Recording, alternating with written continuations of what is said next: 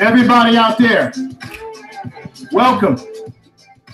Happy Father's Day to all the fathers, Black fathers I'm talking about.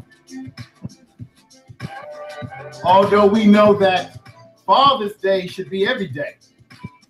Let me get ready to hit the broadcasting button. We're going to go live.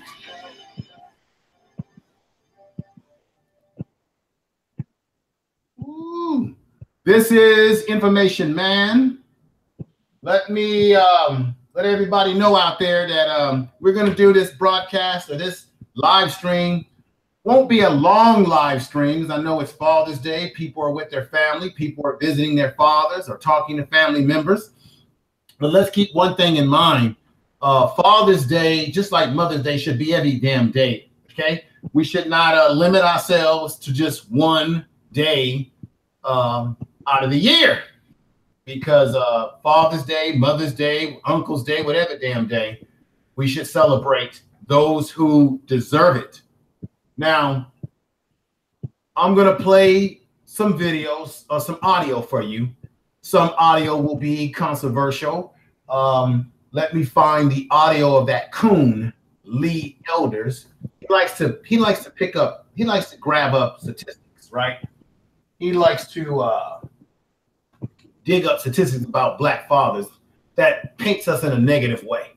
So I'm going to play a little bit of that at some point, but then I got one for you that will bring it on back home, because we are doing a lot more as fathers than we're getting credit for. Okay. There's a lot of Black men out here who also raise their kids by themselves. We know that Black women have taken up a big brunt of raising Black men and Black young ladies when you have fathers that are absentee. We know that the welfare system in the 60s and 70s brought about a system in which Black women didn't need Black men in the household, because of course, when the social worker comes a-ringing, they want to count how many kids are in the household. They want to know what the income is in that household. Is there a man in the household? And then what they did is they threw a wedge between the Black man and Black woman. Black woman has been reinforced with the ideology that she can get along without us, have the babies, get the checks, let the man live elsewhere. And then we know that there are Black men out here who have been dedicated to their family, to their children. They do the best they can. And then you know that there are Black men who are also deadbeats. They don't pay any child support. They don't do a damn thing for their kids. Okay, we know that that is a reality too. So we're gonna touch on a lot of these issues within the time that we've got. I will be getting, as a father that I am, I'm going to be getting my daughter about 6 p.m. West Coast time. So this broadcast will go as long and up into the time that the knock on the door that my daughter is being dropped off to me. And I'll be spending a little time with her this evening, and I will be with her tomorrow, because I get her, I'm divorced, but I've been involved with my daughter every step of the way. Sports programs, school programs. I've been involved every step of the way, even though I went through a divorce. And it wasn't a messy divorce. We came to an understanding that we weren't meant to be together anymore. But from day one, I said, hey, I'm going to be in my daughter's life. Now, I thought about moving back to the Bay Area, where I wanted to go back to, because I knew my social life would be better in the Bay Area. I have more friends. Now, when I say the Bay Area, I'm talking about California, San Francisco, Oakland, San Jose. That's what I'm talking about, baby. Berkeley, okay? And so I know I have more friends up there. I would have had a better social life in the Bay Area. But sometimes being a father, being a parent, you must sacrifice that which you want for yourself. You must give up that which you want for yourself for your child. And I knew I didn't want to be a father that would have a long distance relationship where I'm going back and forth. So I'm right here. My daughter's school is around the corner, damn near from where I live at. Her hospital, anytime something goes down, I'm able to be right there. Now, for those of you, I'm going to call you out. For those of you who do have children that are fathers and you don't do anything for your kids, the hell with you. That's what I got to say for you. The hell with you. Because there are because you are the ones who make it bad for the Black men who, whether they're married to the mother of their child, or whether they're divorced or with them, you make it bad for the Black men out here who are involved in the lives of their children from day one to come on to all the way through their life. You make it bad for us. You put us in the stereotype that we're in today because you're not doing your damn job. If you don't want to pay child support, and we know that the child support system, we're going to talk about that too. We know that the child support system is completely screwed up and is in the favor, not in the favor of the man. Okay. The child support system is also a system that's designed to destroy the Black family, to destroy families in general. Okay. It's not a fair system. Okay. We do know that there are Black men or men in general who tend to say, I don't want to get married because marriage isn't worth it. Because what is the benefit? We're going to talk about that. That's very controversial. Is marriage beneficial to us as Black men, seeing that usually when that marriage ends, in some cases, we could end up on the wrong side of that stick, because usually the system sticks it to us economically, socially.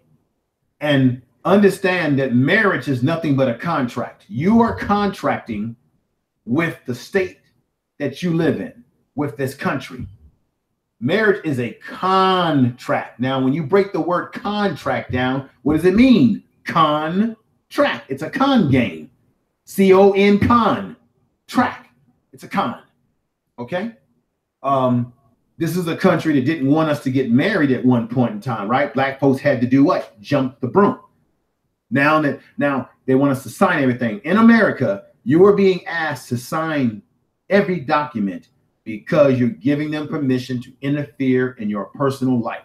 You think that we have personal liberties, justice, and peace for all mankind, or all humankind. That's bullshit.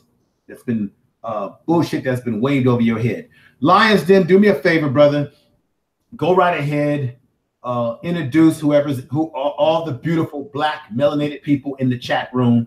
Let's know who's there, who's with us right now. I know there's a few other streams going on, but let's see who's in there, brother. Go right ahead. All right. We got Unsunken Ones in the building. Brother Rob's in the building. Ashley D's in the building. Max Evans in the building. Queen I Know Who I Am's in the building. Nikki's in the building. Stephanie Gerald's in the building. Sister Lovely K's in the building. Sheep Stays Sleepy TV's in the building. Woo, yes. Let that brother know if he wants to come on aboard. I had told him earlier when he was doing his barbecue, beautiful barbecue with his family. I said, brother, come on board. Let's talk about this issue of fatherhood for the short time that I have. So, brother, if you want to come on in, I'm going to pop another link in there. Brother Rob, if you're in the chat room, come on in as well. Make sure when you come in, brothers, that you know how it is. You just mute yourself a little bit so there's not a lot of feedback. But let me get into this Coon video by Larry Elder to kind of put everything in perspective, because I want to see what you all agree with or disagree with. So Lions Den, tell us right now, brother. Oh, wait a minute. Let's introduce our other guest here, the real Aaron Collins. Collins! Yeah. What's happening, Black family? How y'all doing? I'm not a father myself, but I am an uncle, and I did help raise my niece and nephew. And I've stated that before in other comments. They actually have been known to call and wish me a happy Father's Day anyway. So, yeah, to all the fathers out there that's really doing out there some stuff and in your kid's life, you have the highest salute and honor and respect from me. All right, brother. Lions Den. What's Yes, your sir. brother about Father's Day? What is your perspective? I know you're not a father, are you, brother? I'm not a father, but I am a godfather to two beautiful kids. A little boy and a newborn baby girl, and I'm very proud to be a godfather.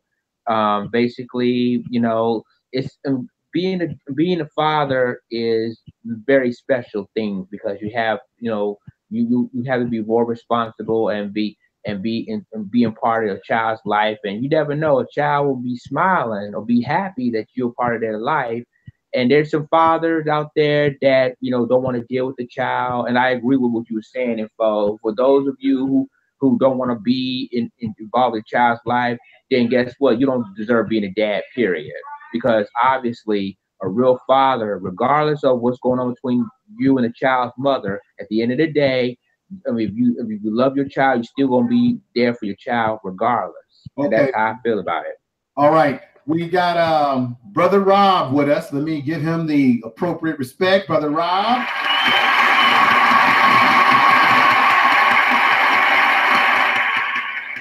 Well, good Sunday afternoon to everybody on the panel and in the chat.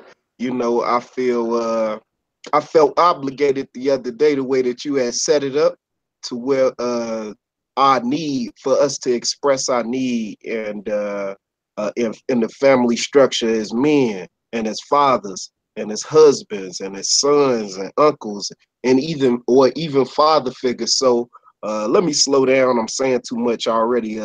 Let me slow down. look, right, happy Father's Day to all men who played a role of father, daddy, big bro, what have you. Yes. All right. Secondly, I just want to stress the importance of doing what you can with the time that you have. You know, of course, I work in the education system, so I might be slightly biased. You know what I mean? When it's time for me to have parent-teacher conferences, you know, rarely do I see men. You know, so of course I might be a little biased, but I would just simply say that all that you do, I don't overlook it. You know, our kids ain't that far gone. All we really got to do is do the work, brother, and I believe in us. I believe that we can resurrect our communities. I believe that we can, you know, finally defeat white supremacy. I believe it. You know what I mean? And so if I'm naive, then hey, I'm gonna go to the grave a fool, a happy fool, working until I just can't work no more to try to help our kids. So man, like I tried to go live earlier with these interviews that I got from my students. And so I found the way to download the videos off my tablet onto my laptop. So, you know, I know it's Father's Day and everything, but I just been sitting on it and been watching these interviews and being giddy, you know what I'm saying, listening to the students, the same students that I had to cuss out, the same students that I pulled out of Dunkin' Donuts. Hey, yo funny looking ass coming with me. We going to school. You know what I'm saying? Literally, Joe, getting on the L and going to get them from home to bring them to school. And my crown, so to speak, is gonna be given to me on Tuesday. That's graduation day, and I get to see the fruits of my labor. So you know, I'm more than happy to speak on the presence of fathers, the presence of just strong Black manhood, standing up, being self-assertive, not gonna apologize for being a man. And goddamn it, if we gotta hurt some feelings along the way, then so be it. You know what I mean? Because I feel like now is the time. You know what I'm saying? And if not now, then when? You know what I'm saying? So I'll fall back on that. But of course, I'm fired up today, brother. Okay, brother. I'm fired up for you. Now, the next guest that I'm about to introduce that's on the panel, ladies and gentlemen, is a brother who always knows how to bootleg his way onto the panel. But that's okay because he's no troll. He is a brother that is of power. He speaks truth to power. And I love when he bootlegs his way onto the show because actually I want him on the show. And I was looking in my Google contact and saying, why do I not have KD84 in my contacts so I can send him in? And then I realized I do have him in there. And so, brother, let me give you a clap.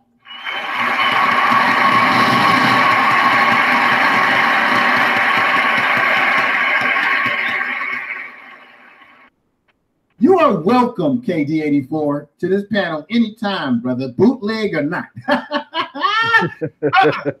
Give us some of your wisdom. All right. First and foremost, I'd like to thank y'all for being on this panel with incredible father figures. Every single one on this panel is a father figure to me. I am considered info man, so what of a father figure to me, even though he's not that much older than me. But happy Father's Day to all the real fathers out there, not the deadbeats, the real fathers out there who actually stand up and raise their seeds, and all that good stuff. And I like to give a special shout out to my belated father, Keith Dixon Sr., and my other father figure that was there when my father wasn't around, a special janitor named Vince Parker. This is the man that took me in on my first summer job when I was 15 years old, and another guy go by the name of Drew. These two other men that weren't around when my father wasn't around. Obviously when he chose drugs, over me, as a priority. But these two other men, Vince and Drew, they pretty much taught KD84 what it really was to be a man when my father wasn't around. So I got to give a big special shout out to them too as well. You know, and that's all I'm gonna say on that. Okay, brothers. I love it. I love it. Everybody, I'm gonna play some audio, and I want to give some contrast, some pro and con of this. Okay. Now, this is going to be Larry Elder.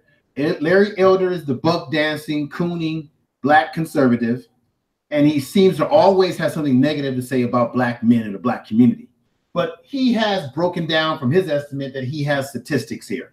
So we're going to listen to a little bit of this stuff. We're going to dive into what we think is true, what's not true. We're going to talk about what are we as men, what we can learn from legitimate, positive manhood and fatherhood. Now, we've got a lot of this sweetness stuff going on the TV and on the screens. A lot of this sweetness stuff that we're being attacked. Our image is always being attacked. They've already got the Superfly movie, which I've already seen Superfly. I saw the original one. Okay? I don't need a retread and a stereotype continuing to break down. Isn't it funny that this is the weekend of Father's Day and they released the Superfly movie right around the damn time that you're going to have Father's Day to further project a negative image of black males? I find that very interesting. So let me play this coon for a minute and get some of your perspective on the coon, Larry Elders. Of white racism and the absence of black fathers, I asked him, which poses the bigger threat to the black community? Without missing a beat, he said, the absence of black fathers. It was President Barack Obama who said, we all know these statistics, that children who grow up without a father are 5 times more likely to live in poverty and commit crime, 9 times more likely to drop out of school, and 20 times more likely to end up in prison. The Journal of Research on Adolescence confirms that even after controlling for varying levels of household income, kids in father-absent homes are more likely to end up in jail. And kids who never had a father in the house are the most likely to wind up behind bars. In 1960, 5% of America's children entered the world without a mother and father married to each other. By 1980, it was 18%. Let me stop that there. We're gonna pick this shit piece by piece. Now, he says that it's more likely that a black child will end up in criminal activity and some sort of harm when you don't have a black male in the household. What do you all think about that?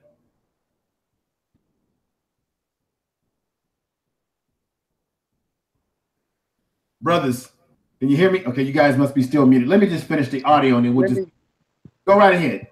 Let me go and say something. You know, as usual, he seems to be making the same blanketed Fox News, CNN comments that really just get on my last nerves. Oh, I can't stand it when people just make a statement as the end all be all to describe and generalize an entire group of people. And as you stated before, he's a coon, and once again he gobbles up their narrative about our community, which they know absolutely nothing about our community.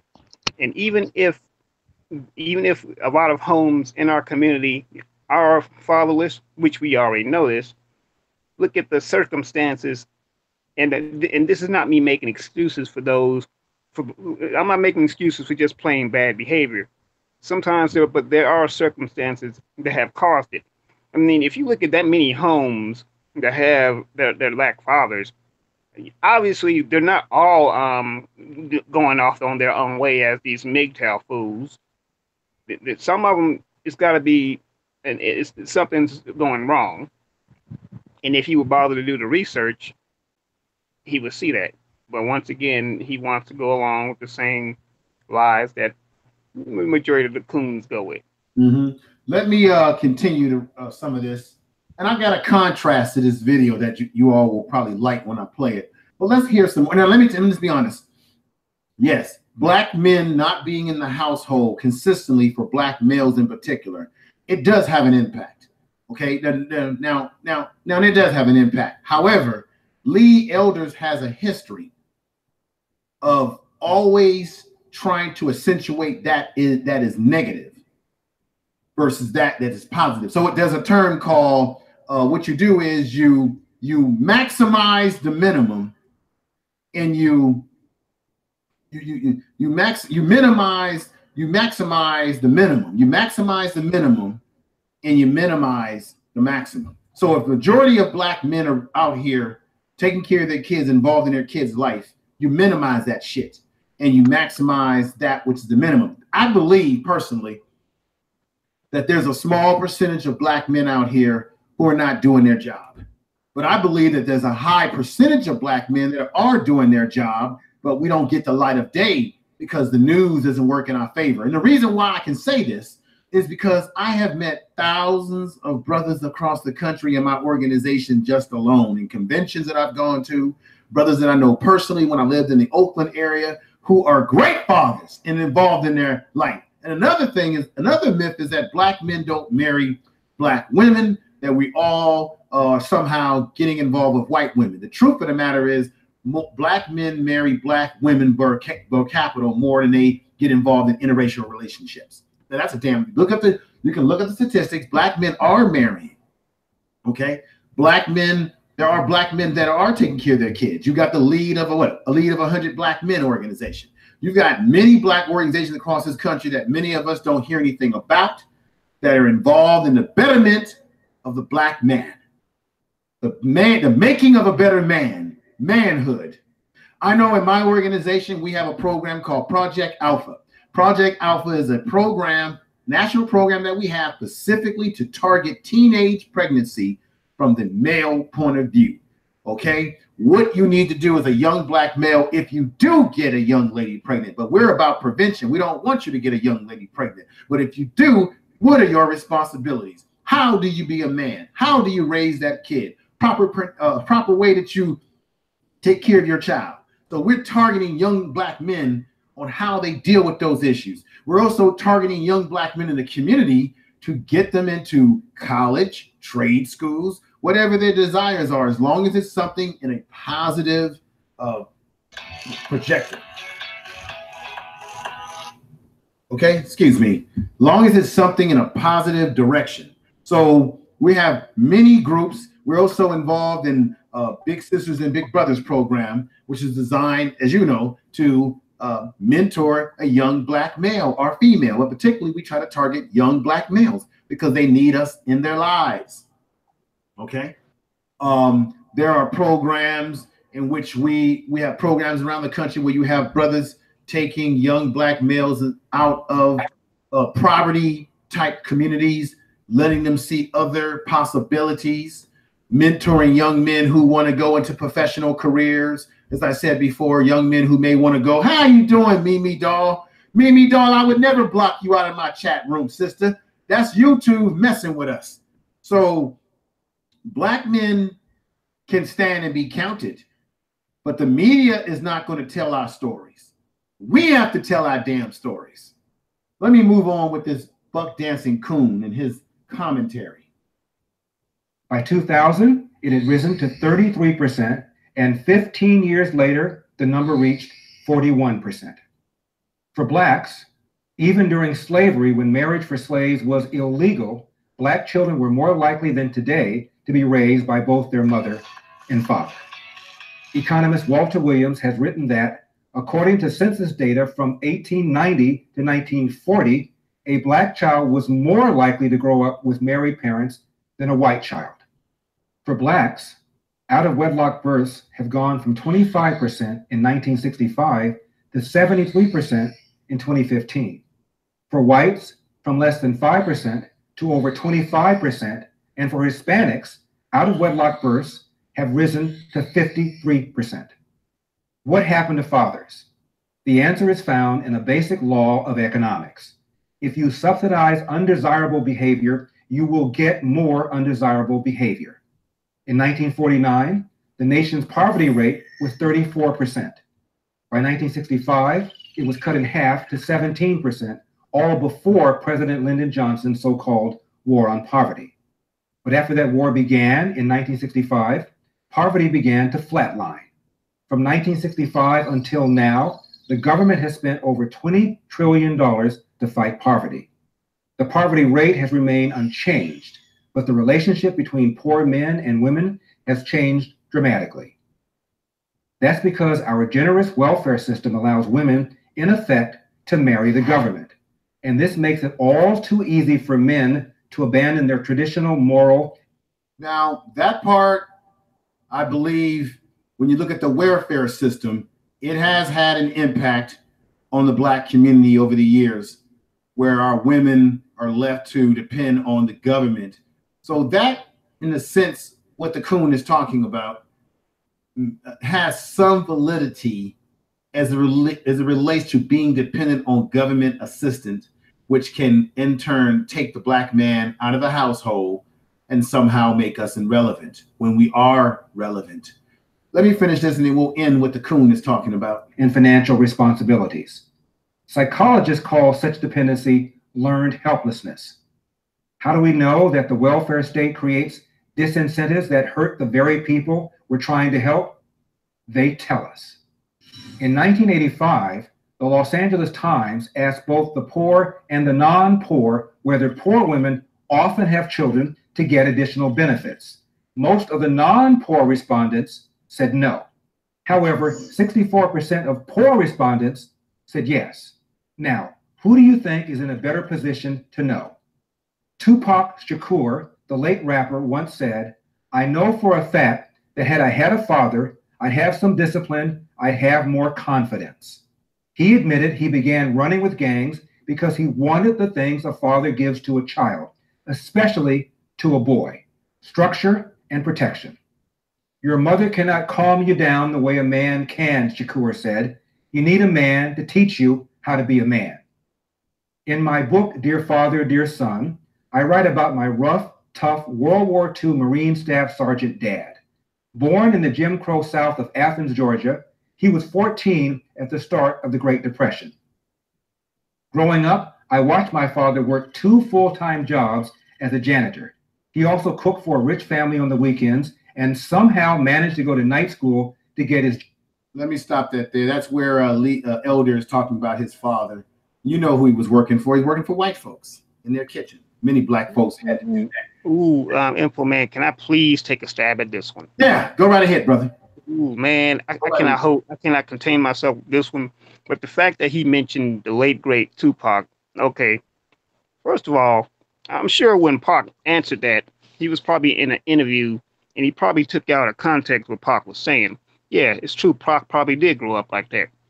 But what he didn't mention is that Pac did have surrogate fathers in his life. He had Matulu Shakur, he had Geronimo Pratt, and they also became the father he was looking for. They gave him the structure in his life that he also needed. Now, did he hang with the thugs like he said in the song? Of course he did. But you know what?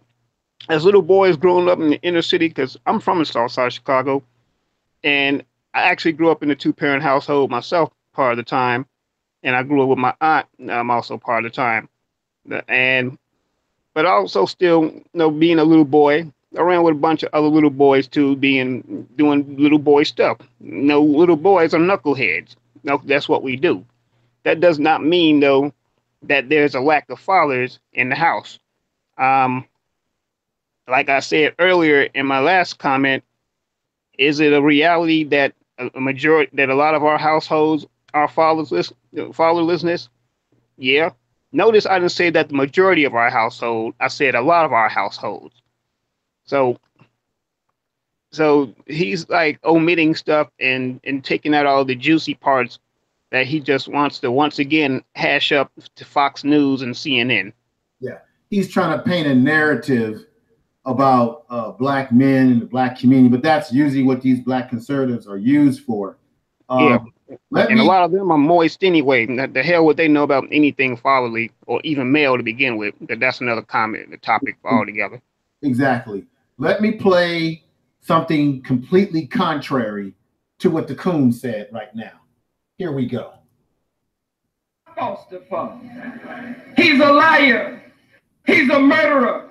He's a raper. He's a lyncher. Khalid Muhammad. Perpetuator of imperialism, Zionism, racism, fascism. He's a cold-blooded daddy, a foster father, and we have come under his roof.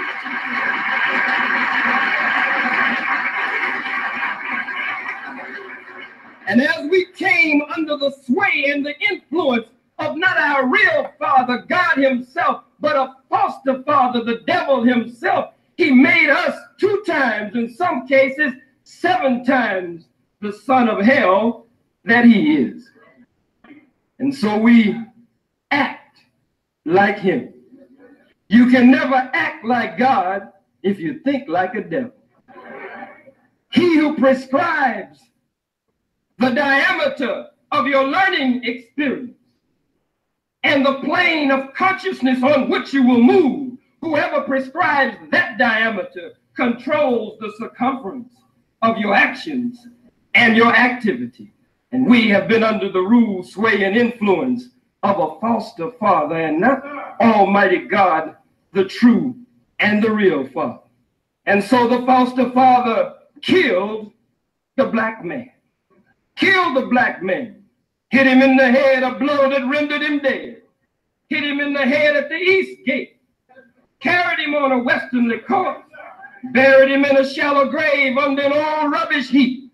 Under the filth, immorality, indecency, freakishness, homosexuality, corruption, falsehood, and licentiousness of the white Western world. Buried the black man in a shallow grave. But it's a shallow grave. And it's Father's Day now. It's your day. The grave is a shallow grave. All you have to do is just stand up in the grave, black man. Stand up on the square and step out of the grave. Because you are the father of all humankind. You are the father of all of those who walk on the face of the planet Earth. Those who even are outside of the pale of peoplehood. They come from you too. You're the father of it all. But a robbed black man, a spoiled black man, robbed of his name, robbed of his language, robbed of his religion, his culture, his God, robbed of his folkways, his mores, and his norms, robbed of the very power of his own being, robbed and spoiled, the Bible says, a black man who has been completely robbed, and he has been struck a blow to the head, which has rendered him dead and rendered his woman what the scriptures call a widow. And so they call you, black woman, listening in our radio audience, and those of you who are here today, they call you, black woman, in scripture, a widow. They call you a widow because your man is dead. Your man has been killed. He didn't die a natural death. He was killed, robbed completely of a knowledge of himself. And so you're trying to bring up a son who is the essence of that black father. Mother at home, but father gone. Even many times when father is at home, he's still gone because of the grip of the power of the dominating world of a foster father, the devil himself, and the impact that it has made adversely against the black man. Father's Day for the black man. And so the black woman is trying to bring up a son. And that son is called in scripture the widow's son. So the Masons throw up their hands. They say, oh Lord, my God, is there no help for the poor old widow's son? Widow's son. Another place in the scripture says that the black man, who is the true father of the universe, made in the image and after the likeness of God himself, said that the black man, this true father, the scripture teaches us, has not been himself for a long time. Robbed completely, and so the woman does not have a man. And the young boy coming up does not have a role model. So the scripture says he's ruled by women and oppressed by children. Ruled by women and oppressed by children. Young gangbangers run the streets. The black man many times is afraid, the father of civilization, is many times afraid to walk the streets because young boys, young children run the streets.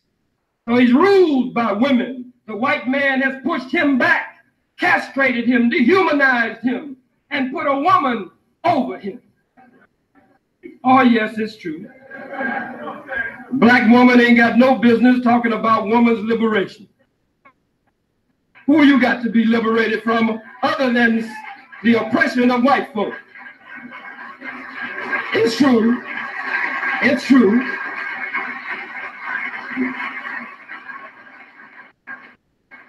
Brothers, let me stop that right there. I want everybody, as true royal family would say, to render your voice to what you've heard. Now, I wanted to give a contrast there. You, on the other hand, you had the coon who wanted to get all caught up in his statistics. And we know that statistics can be manipulated. Numbers can be screwed around with to fit any narrative that you want to paint a picture of when it comes to the black family, okay? Now, I want to make this one statement here. There was a report called the Monahan Report back in the day. Frazier and Monahan, where it talked about the black family being pathological. Because in our family structure, it's not just the European, their family structure is based on this. I have a wife, I have a son, a daughter, and I have a dog and a picket fence. That's my family. The black family structure is that my wife, my son, my daughter, my cousin, Pookie and Ray, my aunt, my Aunt Thelma, my cousin Johnny, Tyrone is my cousin too, even though we aren't blood related, but he's my cousin. Come on in, God damn it. I remember when I was growing up, and I grew up in a neighborhood, one of the last of its kind, where if you did something bad, the old people, the old men drinking their Johnny Walker Red and playing checkers in the garage would come out and whoop your ass. When they knew, hey boy, you know you ain't supposed to be out here when the goddamn lights come on at night. That was fatherhood, all right? They were raising me. I grew up by a single mother. I knew who my father was. They divorced when I was very young. And I would go back and visit him from time to time back east in Baltimore, Maryland. But it was the community that raised me. Older people raised me. People in the community, the griots, the oral traditional, they passed it on down to me and raised me in this community that I was in at one point in time in my life. Okay? And so that's why our family structure was a great family structure, but you have Europeans that will come in and say it's pathological. It doesn't fit our construct. Okay? And that's what's different. That's what they try to do to divide us and conquer our families. And then they knew that the man was the rock of the family. So they had to do something, introduce something to break it up. And the welfare system was perfect. That's about the only thing that the coon said that I would give him any credit, if any. Okay? But our family structure does not operate under their family structure. Let's remember that. And you heard Khalid Muhammad give a complete around the corner away from what the coon said. The coon stuck in his statistics because he's been trained by the enemy like a nice little robot. So with that said, Lions Den, before we open up the mics to everybody on the panel, give us a little love in the chat room. What are folks talking about in there? Related to the topic now. Okay. Sonia C said there were men in the neighborhood then that took up with that. Okay. Can probably say that again, man. You're having some audio problems now. All of a sudden, when we're trying to get into real talk, now there's something wrong with the audio. Isn't that interesting? Go ahead. Okay, Sonia C says there were more men in the neighborhood then that took up where Dad left off. Okay, we go up, go up. Let's see here. Okay, Big L says, and we keep trying to fleece colonizers. I wonder why, when is the last two we try to be like us first. The queen, I know who I am, says girls suffer is also from the lack of male in the household. This is why the generational dysfunction continues with women raising emasculated boys. Men need to get into into their sons and daughters' lives. Brother Danubian says, he who prescribes the circumstances of your knowledge prescribes the circumstances of your activity. The Honorable Minister Louis Farrakhan. Okay. We've got Sister Lisa in the chat room. I want to give some peace and love to her. Make sure you put some peace and love on that line stand for her. Peace and love, Sister Queen Lisa Cabrera. Okay. Any other interesting comments on there before we open up everything to the panel? Let's see here. I'm trying to look back. There's so much comments up. Okay, Keisha Hill says, our dad wasn't in our lives, but our grandpa and uncle stepped up. Okay. All right. Well, with that said, it's time to open it up to the panel. Brothers on the panel, you've heard the strict contrast between Larry Elders DeCoon compared to what Khalid Muhammad, who I had a beautiful opportunity to meet a couple years back, or some years back when he was alive, of course, when I was working in Berkeley, California. But brothers, open up and speak your mind now. Real Aaron Collins, Brother Rob, KD84. Let's get into this thing about, this is Father's Day, brother. I just want to say, Info Man, that I'm officially jealous of you because you met Dr. Khalid in person and I haven't. I mean, man, my mom's met him before. I'm like, what the hell? But you know what though, Dr. Khalid, he was definitely real. I mean, he was our modern day Malcolm. So he was spitting out some truths and some facts. And like I was saying before, Larry Elder and other coons like him, they hash out old Fox News rhetoric, and they have no clue because they're too busy trying to ingratiate themselves into the mainstream white society, which rewards them and gives them their little coon butter biscuits for turning on their own people. So that's to be expected. But growing up the way I grew up, like I said, I did grow up in a two-parent home, and if you know anything, I guess I never really said this before, but the reason why my last name is Collins today is because the man who took me in as a child, as a baby, he's not my biological father, but still he raised me as a son, and he's even told me, "Now you're my son," and that means a lot to me. And the one thing, this is terminology that I don't like, and I hate this type of terminology. You ever heard people say, "Oh, that's my stepdad," or "this is my half brother"? I hate that shit. I really do, because it's the context. I mean, how do those terms come about? Stepped. I mean, what do you mean? Am I being stepped on or something? No. I mean, the society's already doing that enough. Yeah, but black folks, we didn't start adapting that crap until we. I know, unfortunately, and then that half stuff. I'm not a half of anything. I'm a whole human being, and I'm definitely not being stepped on.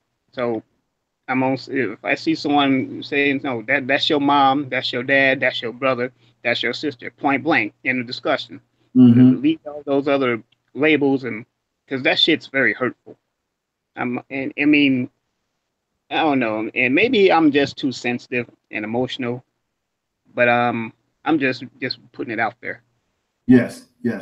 No, I mean, if you notice, a lot of that step talk didn't start until black folks went from what? Segregation to integrating into this society. Now all of a sudden we adopting these terms like step this and that. I mean, when I was coming up in my mom's family, you had people, and in a lot of black families, you have people who may not be blood related to you, but you'll say, "That's my cousin."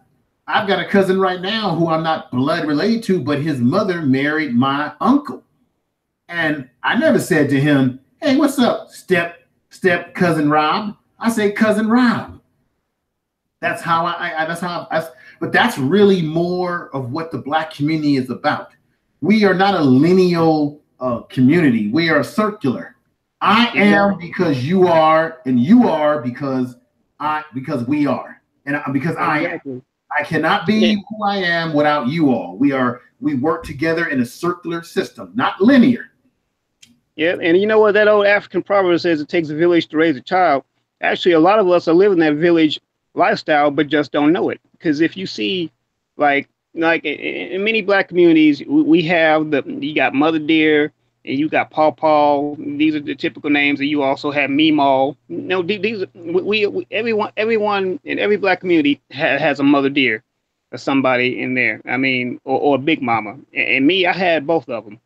I had Big Mama, I had Mother Dear, and it's just something about growing up like that, because I didn't have any big brothers growing up, and at least not that I know of. I'm sure I have some. I found out I do have an older brother somewhere running around, but all my cousins, my older cousins, they were like my big brothers.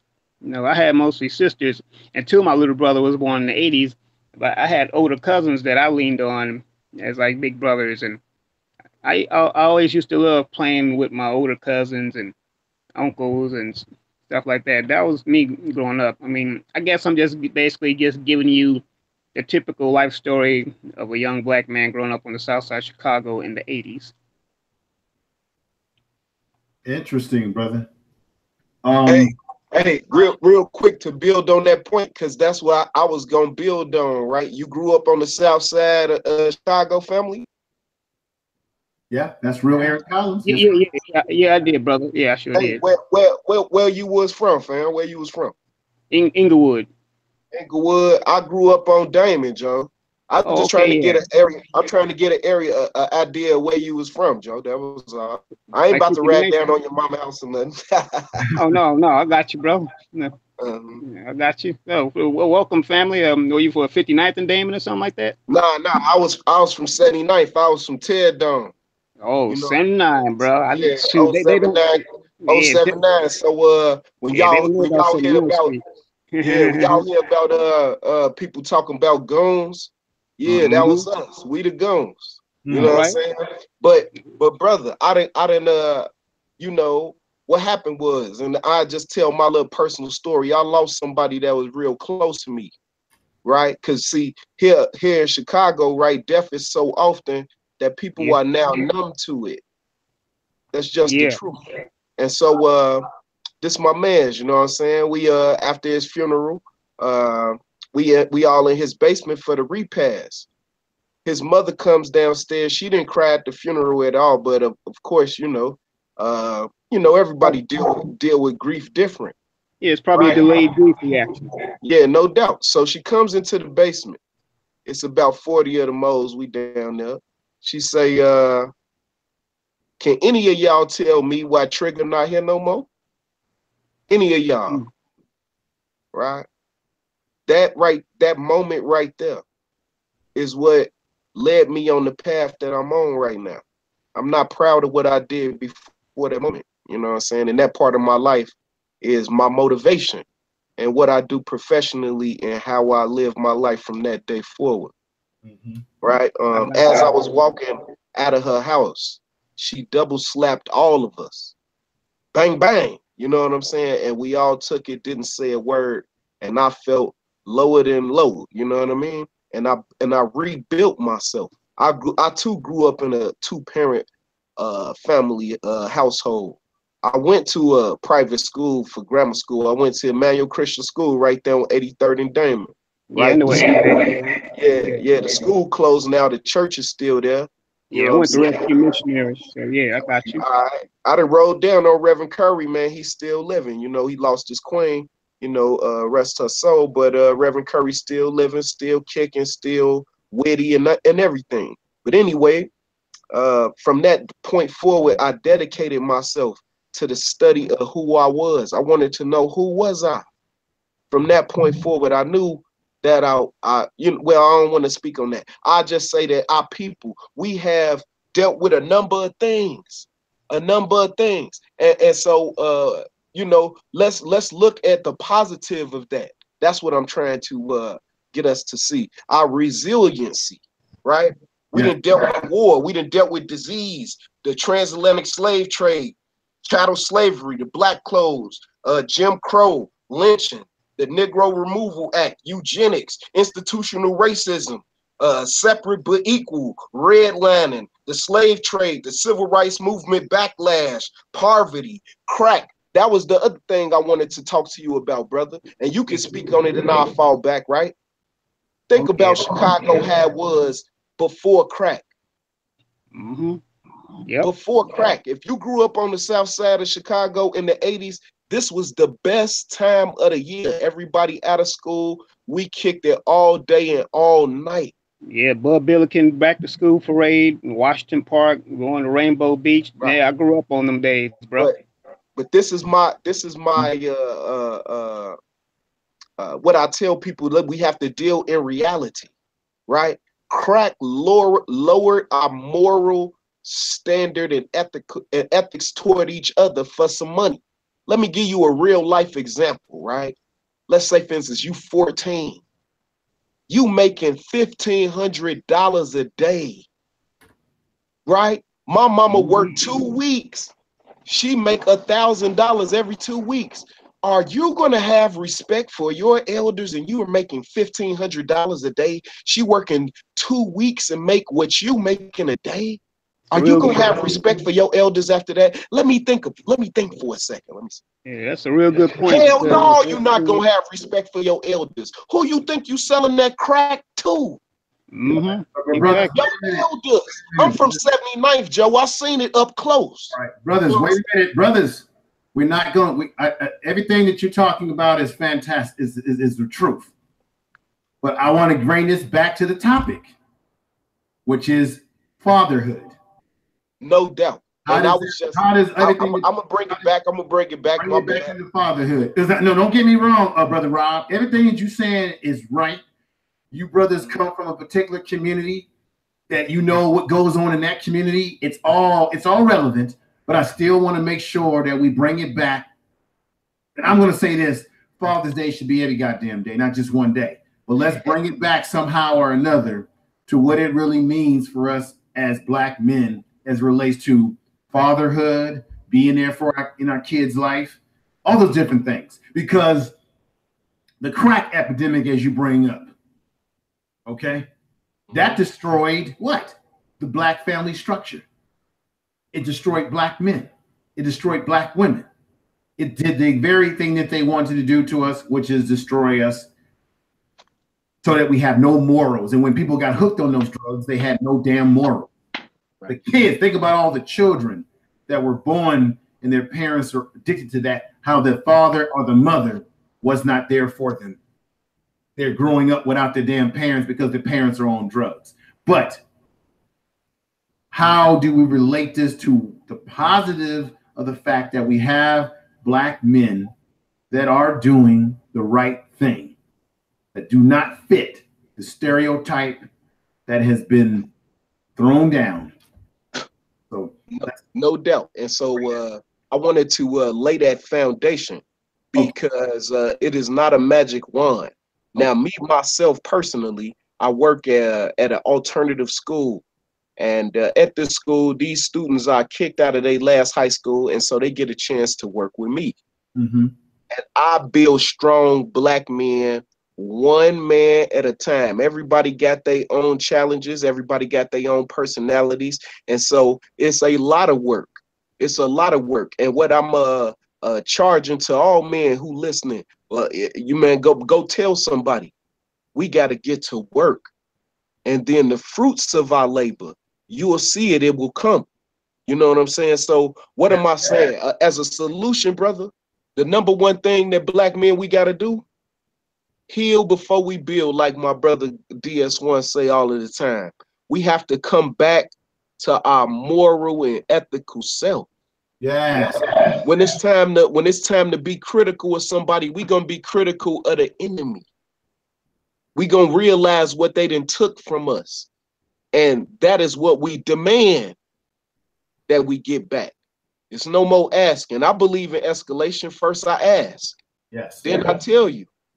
But at this point, it's a demand. I demand that the young men I deal with. That's why I have a high success rate. Mm-hmm. I'm graduating 87% of the young men that came to my school.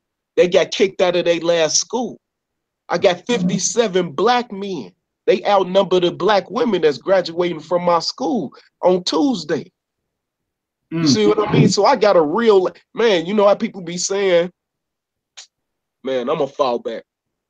Interesting, brother. No. Very interesting. Lions Den, brother, what's your perspective? And then I'm going to come over to KD 84. My life story is really an interesting one. And I'm sort of like you. I was raised in a single family home. My mother raised me all by herself. You know, my mom and my dad divorced when I was a little boy, and I've been living with my mom and her family ever since. I've been basically seeing my dad every now and then, but not. He's around, but he's really not around. Put it like that. So I've been raised morally from my uncles, and my uncles is the reason why I am what I am today. And on a personal note, you know, I did have a daughter, but she died of a miscarriage. And then all of a sudden, you know, basically I'm now a godfather to a little boy and a newborn baby girl right now. And I realized as a man, you have to understand this, is that you don't have to be basically, you can be a father to a child without being biological father. And that's what I've learned too, that I've been basically been in my godchildren's life.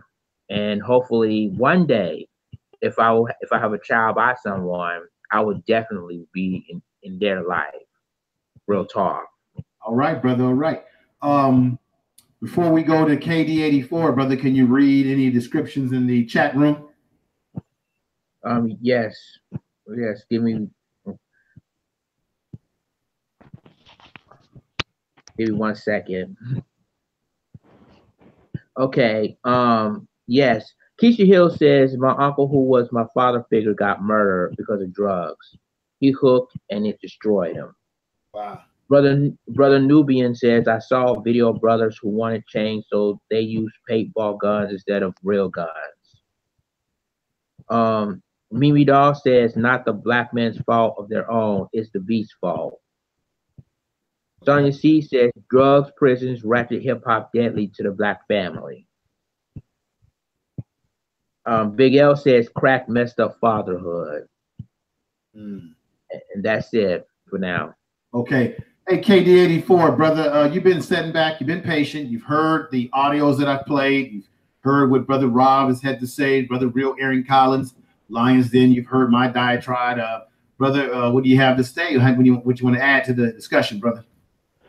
I just want to say, you know, growing up on the east side of Detroit, which is another Midwestern city that, you know, that a lot of people know about on the negative scale.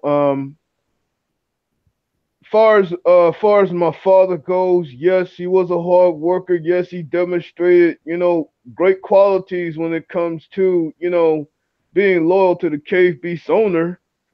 But I just wish that I had a lot of that, you know, growing up. You know, yes, my father was up in the home, but I'm just gonna be real. He just fed me, and that was it. I mean, I had a couple of lessons learned here and there, up until the age of 9. You know, right back in May of '93. Unfortunately, I saw the first phase of cave beast supremacy. I was robbed of my childhood. I was robbed of time with my father. And this is what Khalid Muhammad was talking about. We was under the horrible umbrella of cave beast supremacy.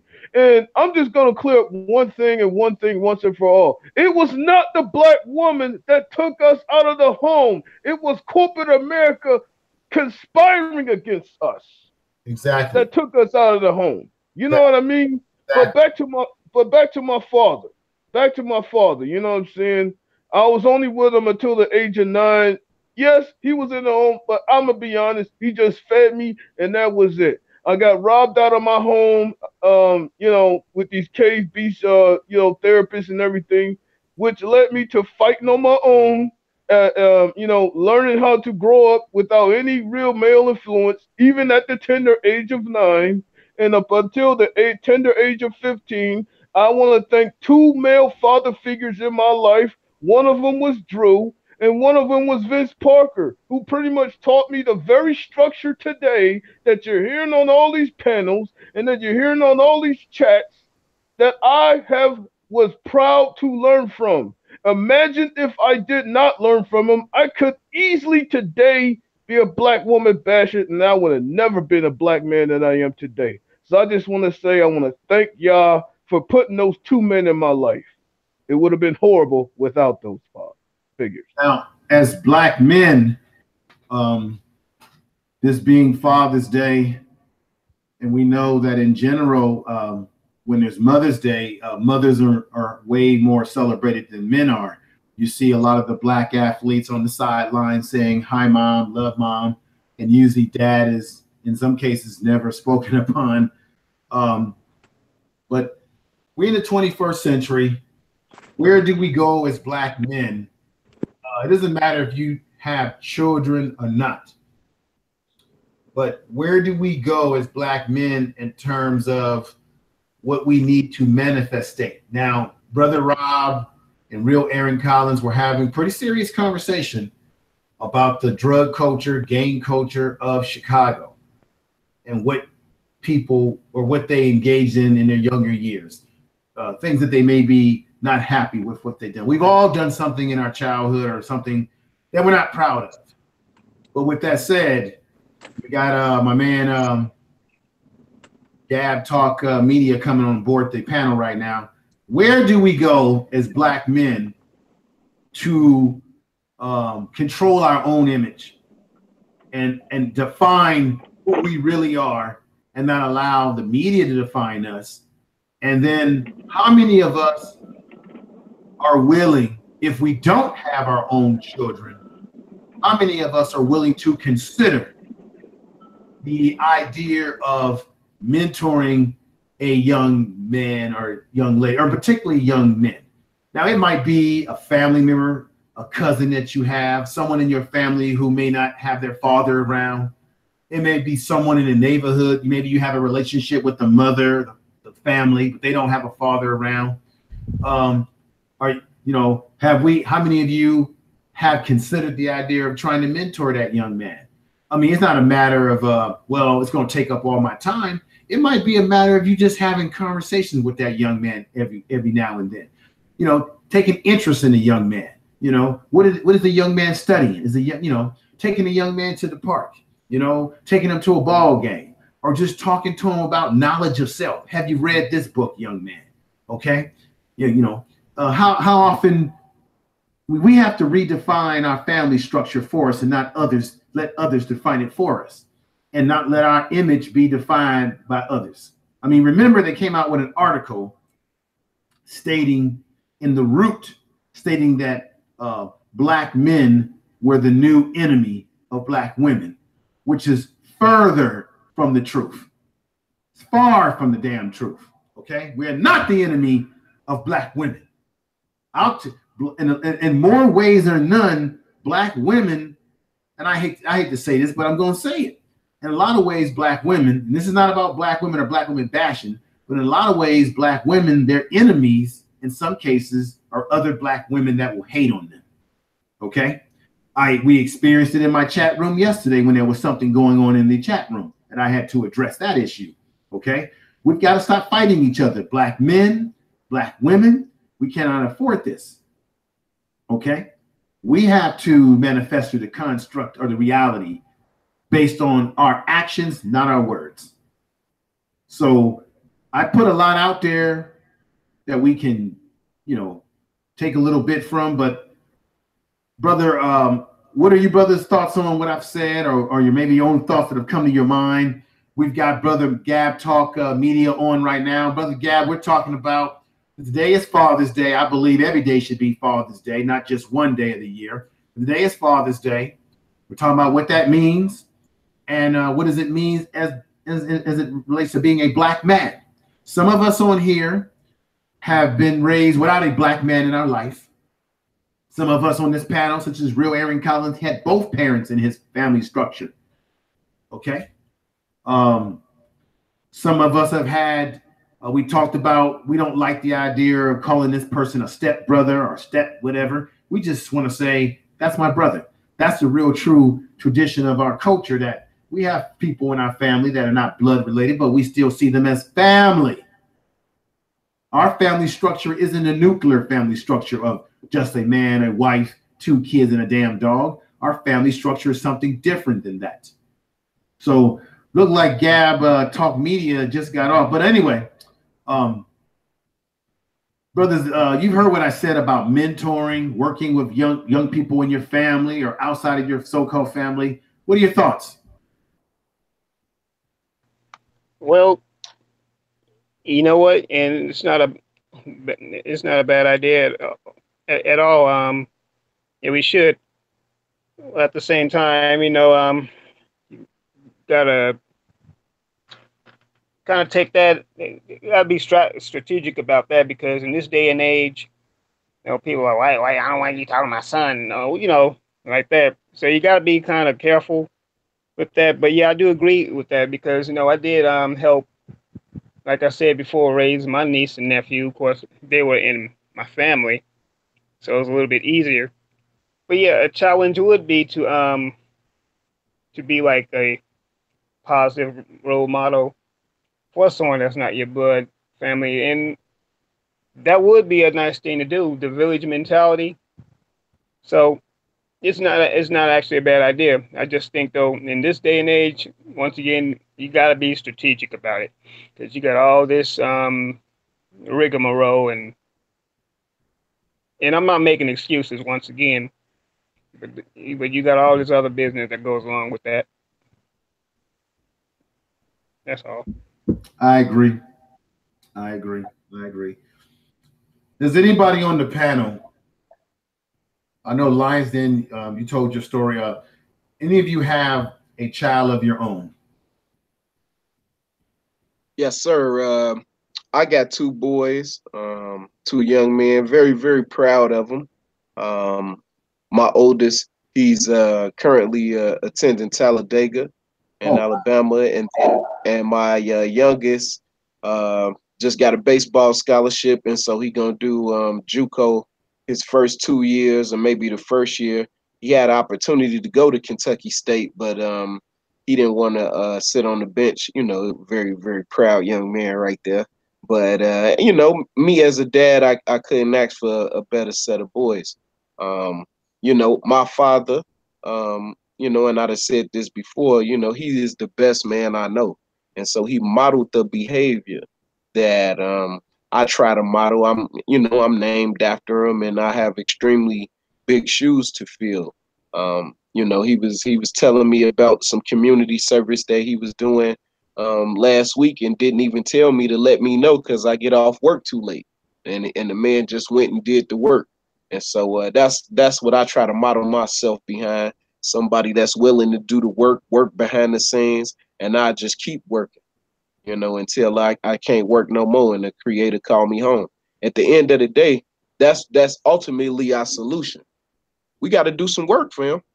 You know, you got to find some kids to mentor. I mean, I got a mentoring program, but I can't force, you know, parents to send their kids to me. You know, I go on the block, bro. I'm at the basketball court. I'm at the pool. You know, that's where I'm at. You know, I'm at the liquor store. I'm at the weed spot. I'm at the dice game. I ain't in the dice game. I hate losing. You know what I'm saying? Let me ask you a question, brother. When you have approached when you have approached families as it relates to young black males in particular, or just, you know, black our kids in particular, what is the response that you get? Because I remember when I was growing up, I'm a Generation Xer. I was growing up. There was a time then where the community truly did, as they called the village, truly did raise the child, and that it was very common that if I was doing something of mischief in the community, it was very much known fact that that black elderly person or whoever, they had license to spank my ass. And then they would turn around and tell my mom, or I caught him doing A, B, and C. Absolutely. And then my mom would in turn give me an ass whipping. Okay. If I got caught in the store, there was a corner store in my neighborhood and we used to steal candy from there. And believe it or not, the people who owned the store knew who our family members were. They didn't have to chase us out of the store and say, you stole them damn now letters, bring them down letters back. They simply said, Mrs. Such and Such, yes, he was in the store stealing. Yes, right. And they knew that and it was the kind of community where it wasn't about people lying on anybody. The community checked itself. The community kept us on the straight and narrow. Okay, the community raised us, and I was grown up in that kind of environment. Now, taking it back to the 21st century, I have experienced this myself personally, brother. When you try to see it, you see a young man, and you say, "Young man, that might not be in your best interest, young man. Don't do that." Well, of course, the young man's going to give you attitude. And then if the parents are around and you tell the parents, look, this is a situation that your young man is getting himself in, the parents may cuss your ass out. That means we've gotten off code, brother. We've gotten completely off code. Go right ahead, Rob. Yeah, I was about to say, you know, I told y'all I work at an alternative school. I don't have a lot of parental support. And so sometimes, you know, I can't be Mr. Nice Guy all of the time. You know what I mean? Sometimes I got to show up at your crib and with no fear. Because like I told you, I'm a man. You know what I'm saying? I'm a man before anything. You know what I'm saying? And I ain't trying to say that I'm a super tough guy or nothing like that. But at the same time, I just know how to handle myself in certain situations. You dig? Yes. You know, at the end of the day, brother, this is what they don't care how much we know until they know how much we care. That's what it is. We have to learn how to care beyond their faults. They don't know no better, so we got to teach them better. And that's literally the solution right there. When they know you care, man, you pretty much can cuss a kid out and he got a pole on him. You know what I'm saying? And the reason why is because of the relationship. Hey, I wouldn't suggest that to anybody else that ain't in this line of work and understand the you know, because it's a certain code, you know what I'm saying? Like you can't get out your body, you know what I mean? But like at the same time, I don't work with kids who you know, bring apples to school and polish them and put them on the teacher's desk. You know what I mean? I mean, like these kids is, you know, what they are. You know what I'm saying? And so what we got to do is believe in them and give a damn. Yeah. Literally, they gonna listen to you, man. Yeah. Let me just say, like yourself, I've worked with kids, so I kind of know. I can relate to what you're talking about. I've dealt with kids. I've dealt with kids who have been in and out of juvenile programs. I've dealt with kids who have mental or physical disabilities. I've dealt with kids who have been kicked out of the school system in Oakland, California, San Francisco. They send them to these alternative schools. I've worked with kids who have been what do you call it? A tracking system where they throw them in special ed. Okay, and then a lot of times, unfortunately, some of these kids come from families that are sort of in disarray. They've been exposed to drugs. They've been exposed to sex. They've been exposed to all type of shit. Okay, and they don't have the proper the proper understanding of what it is in terms of parenting. And a lot of times when I worked with these kids, they would act out because they were really screaming for structure. And I became, in a de facto way, their parent. The parent as a man didn't have. Okay, and and a lot of these kids I work with were black kids, kids of different races. But in some cases, I became the de facto father for them. Because why? I was laying down the discipline. I was laying down the structure. Most kids, from my experience, they do want the structure. You don't give them structure, you're going to have chaos and hell. Let me turn it over to Gab Talk Media. Brother, we're talking about manhood. We're talking about fatherhood. I know you are a father, brother. If you had a chance to listen to any of our discussion, brother, render your thoughts. Speak your voice. Yes, sir. First of all, can you hear me? Yes, sir, I can. Okay, yeah, peace. Peace. This is the first time I did this from my phone, man. I didn't even know I could do Hangouts from the phone. Okay. Yeah, So, you can. Is something wrong that you can't come in the regular way, or you maybe you're out and about with your family? yeah, I'm out. Like, I was coming to. I actually just got off a show with Lowcast thinking that I couldn't talk to him on the phone. Okay. But I saw your link in Hangouts, and here I am. Yeah. Are you able to hear me though? Yeah, and you can do Google Hangouts on your phone. You're absolutely right. We can hear you. It's, you know, Okay. brother, go Yeah. right. So I was listening to I think it was Brother Aaron and talking about and peace to the panel. When he was talking about issues in these times, trying to lend a helping hand with raising some of these young men, and I don't know if it's just young people, period. For me personally, I'm gonna just take this question personally. I'll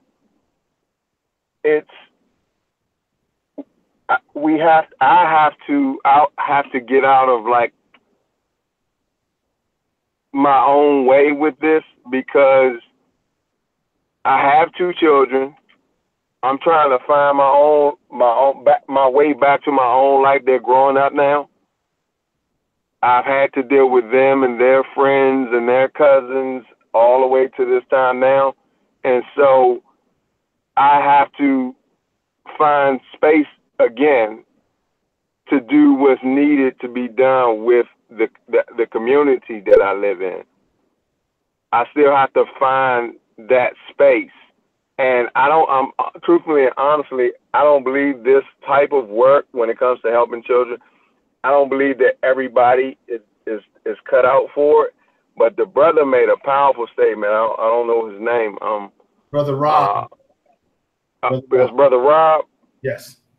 Yeah, he made a powerful statement about loving the children, man. That like they won't listen until they know that the love is present. And I think everybody can take lessons from their own life when they felt like nobody gave a damn. Mm-hmm. And figure out a way, man, because that's my foundation now. I remember things that bothered me when it came to dealing with the adults in the community or just older brothers and sisters in the community who didn't necessarily have the right type of care that they should have had, man, and they mistreated us sometimes, And so I start now by making sure that I'm not doing those things and that I am showing some paying attention to what these children have to say when I'm in their presence. But I think what you're talking about is, or you can answer the question, are you talking about a more aggressive approach at having a hands-on experience with our children? Yeah, I think sort of like an old school approach. I think we need to have more hands-on connection to our youth, simply because of the fact that it makes no sense to, not that I'm saying that you're saying this or anybody on the panel, but it makes no sense to sit around and complain and say, what's wrong with our youth? Well, right. What's wrong with our youth? Well, what's wrong with us if we're not getting involved with our youth? Because remember, let's keep this in mind, gentlemen. All of us on here are going to become senior citizens. That's the truth. Okay. I know you grew up and you said, hey, I'm going to be no old man like them old men. No, you're going to be one of those old men playing checkers in the damn barbershop. And do you want these young men growing up and beating you upside your head? So that's why we definitely need to work with our youth, teach them the right ways, mentor them, because they're going to become adults when we're old. And guess what? They're going to have to take care of our asses. Right. I hope I'm making some sense. No, you're making plenty of sense, man. And we got to begin to look at things in that light. And unfortunately, we many of us have not. And I know America has been pushing its families toward individualism. Capitalism is an individualist approach, period.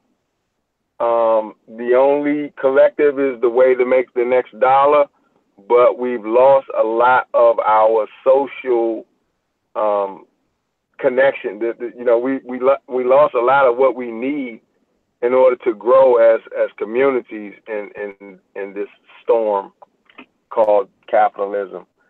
And so the only way back to it is to start recognizing it, just like you're doing now, man, and start to figure out how we can fit this very important thing into our lives. Most definitely, brother. Most definitely. Let me ask you something, brother. Not to be all in your business, but how is your family, your Father's Day? How is it going for you? Although Father's Day should be every damn day, how is it going for you so far?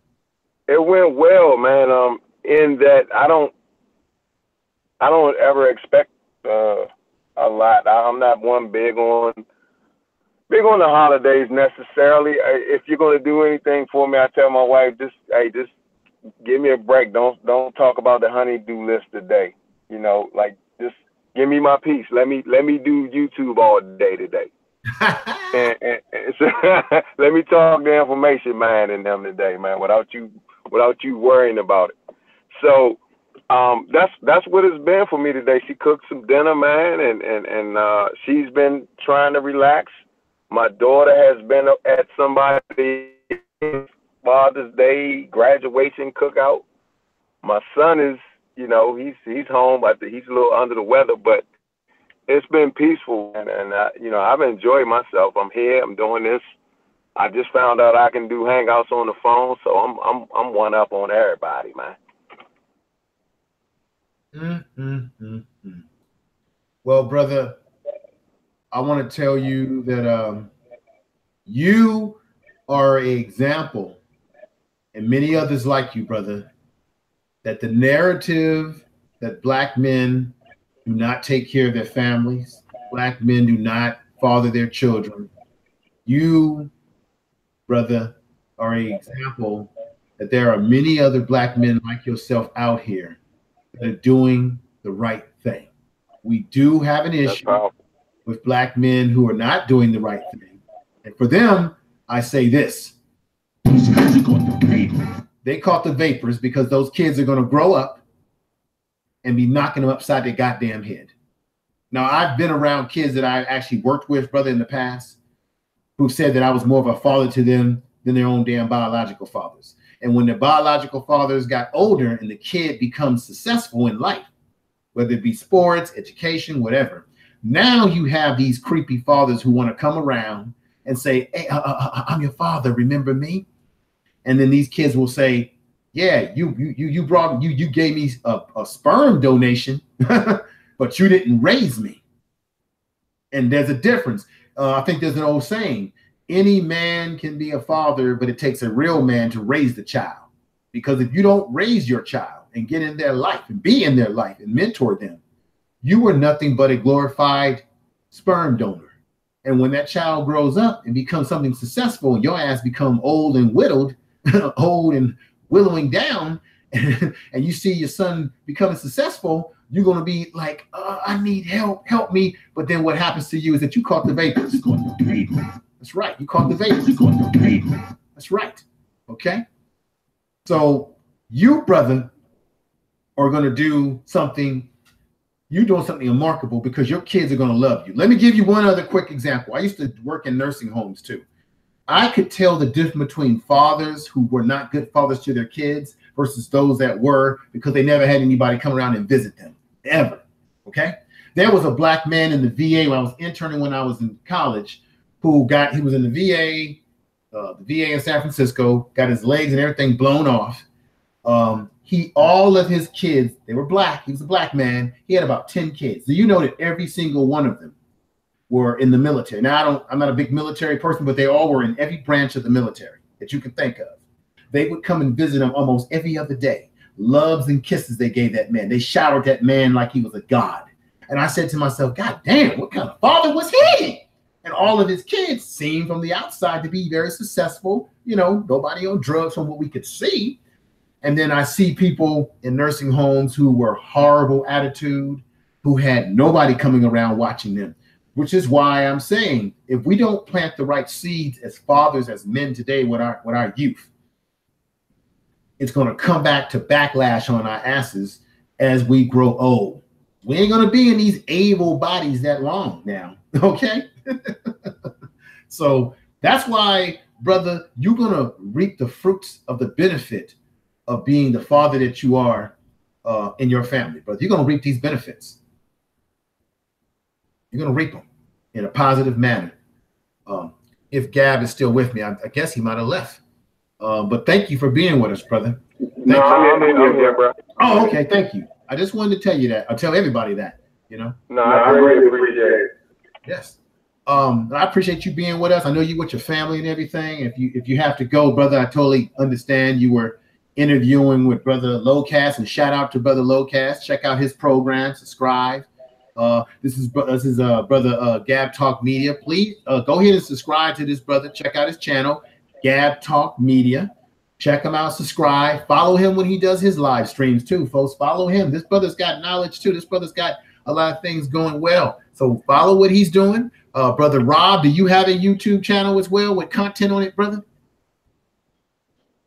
Yeah, Rob. I have a little content, and I'm gonna be doing a lot more in the community and stuff. I done finally got me some equipment. The school year done came to an end. So I'm gonna do a lot more shooting and just kind of show my work. So I'm just not a really brag type of guy, but I can see that you know, the content that I have, you know, maybe it's not reaching as many people as I would like. So you know, I'm gonna try to get the people what they want, like the OJ say. So it's just like you know, my name is Bro Rob, you know. I do music. Well, used to do music. I got too much on my plate to really focus on writing and stuff, but I'm an MC, not a rapper. You know, I work in the community. I'm trying to work in politics, but my big focus for the next 2 weeks is trying to get as many young men that I know gonna be coming back September employed. I don't want to send them back to the block. That's the reality. Because of the economic situation that we clearly have to address, you know. So with that being said, I am gonna go live. Like I said, I'm waiting for the remainder of these little interviews to download, and you know, I'm gonna play a few of the interviews. I feel like they powerful. I'm gonna go live a little later on tonight, and you know, and I'm gonna let my students tell you the structure that I try to give them. You know, yeah, I'm gonna do that. You know what I think your content, brother, is in any kind of way that you could do a program. Not to tell you what to do, brother, but is there any kind of way that you can do a program where you can interview your students as it relates to how do they feel about what's happening in society? A lot of times we get a perspective from adults, but it would be nice, and I think True Royal Family was talking about this, it would be nice to have some YouTube videos where you got kids and they're just, because I'm thinking about doing this myself, and you just interview them and say, how do you feel about what's happening in society? How does it impact you as a young person? That would be, man, you know, kids are going to be honest. They're going to be unfiltered and honest. Yeah, I absolutely agree with you wholeheartedly. Their voice has to be heard, because if we actually building something, we gonna build it and hand it off to them. It would probably be a good idea to have their input. You know what I mean? So yeah, they have to be involved in the solution.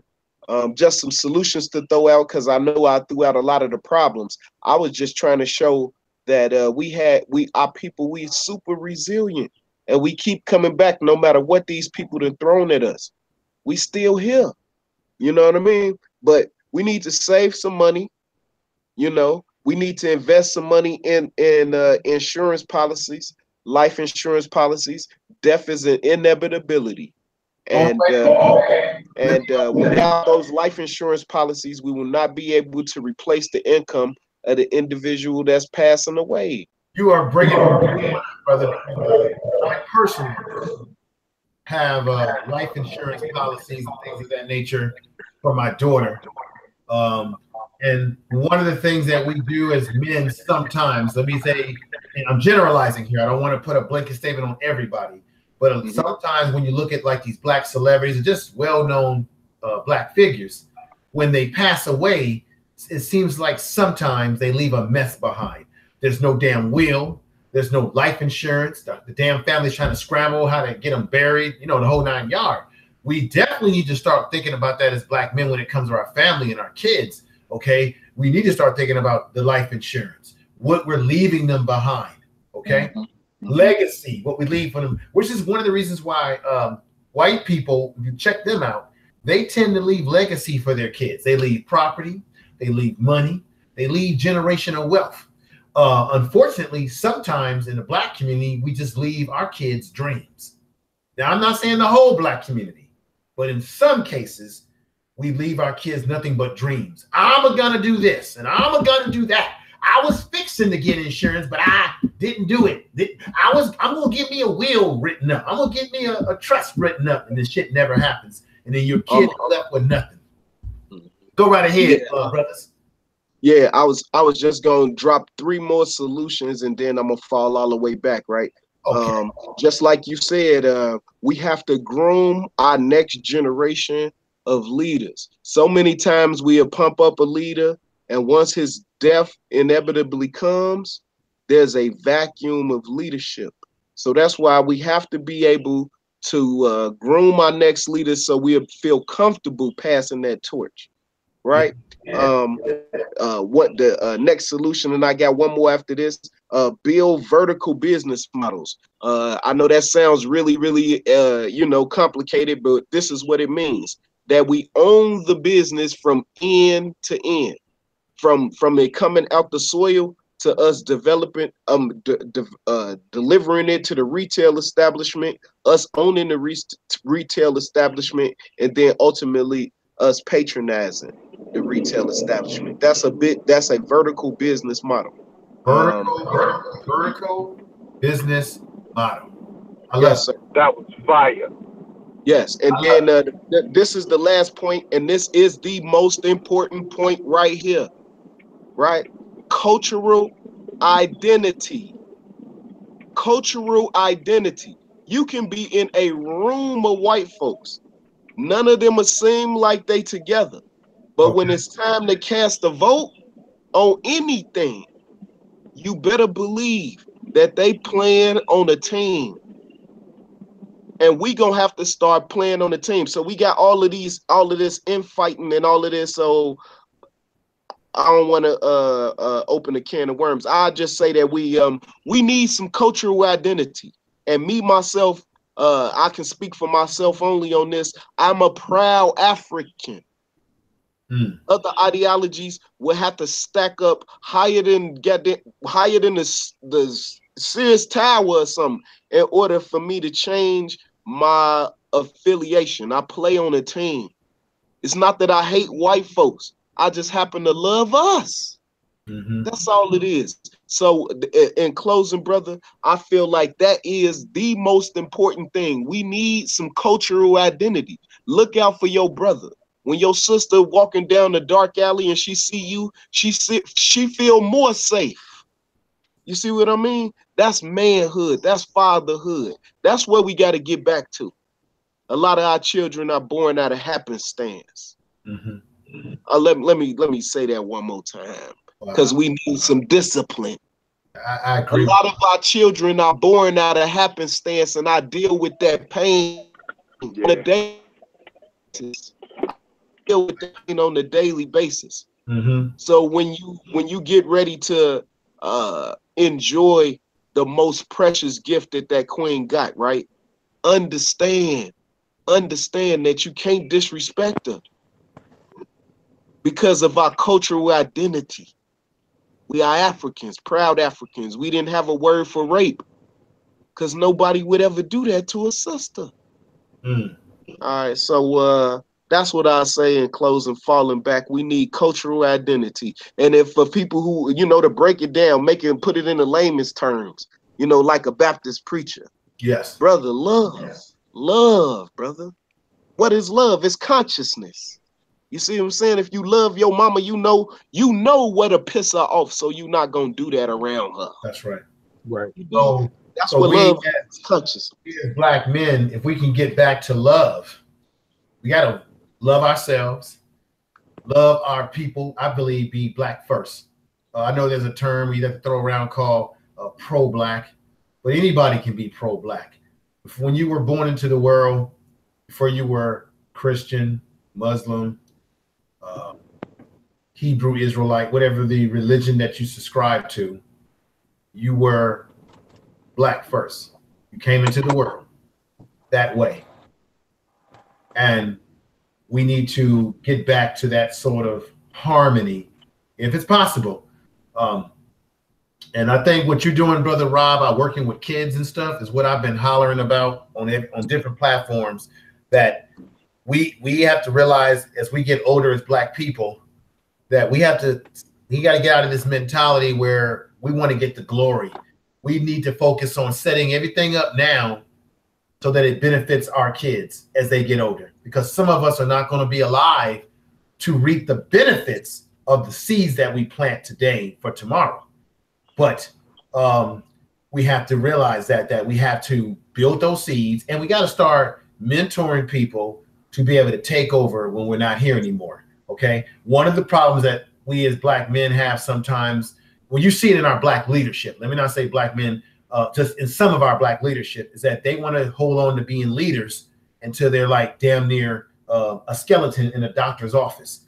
And then nobody is being mentored and groomed to replace them. Okay. And you see that. You see it in Africa with leaders in Africa like Mugabe.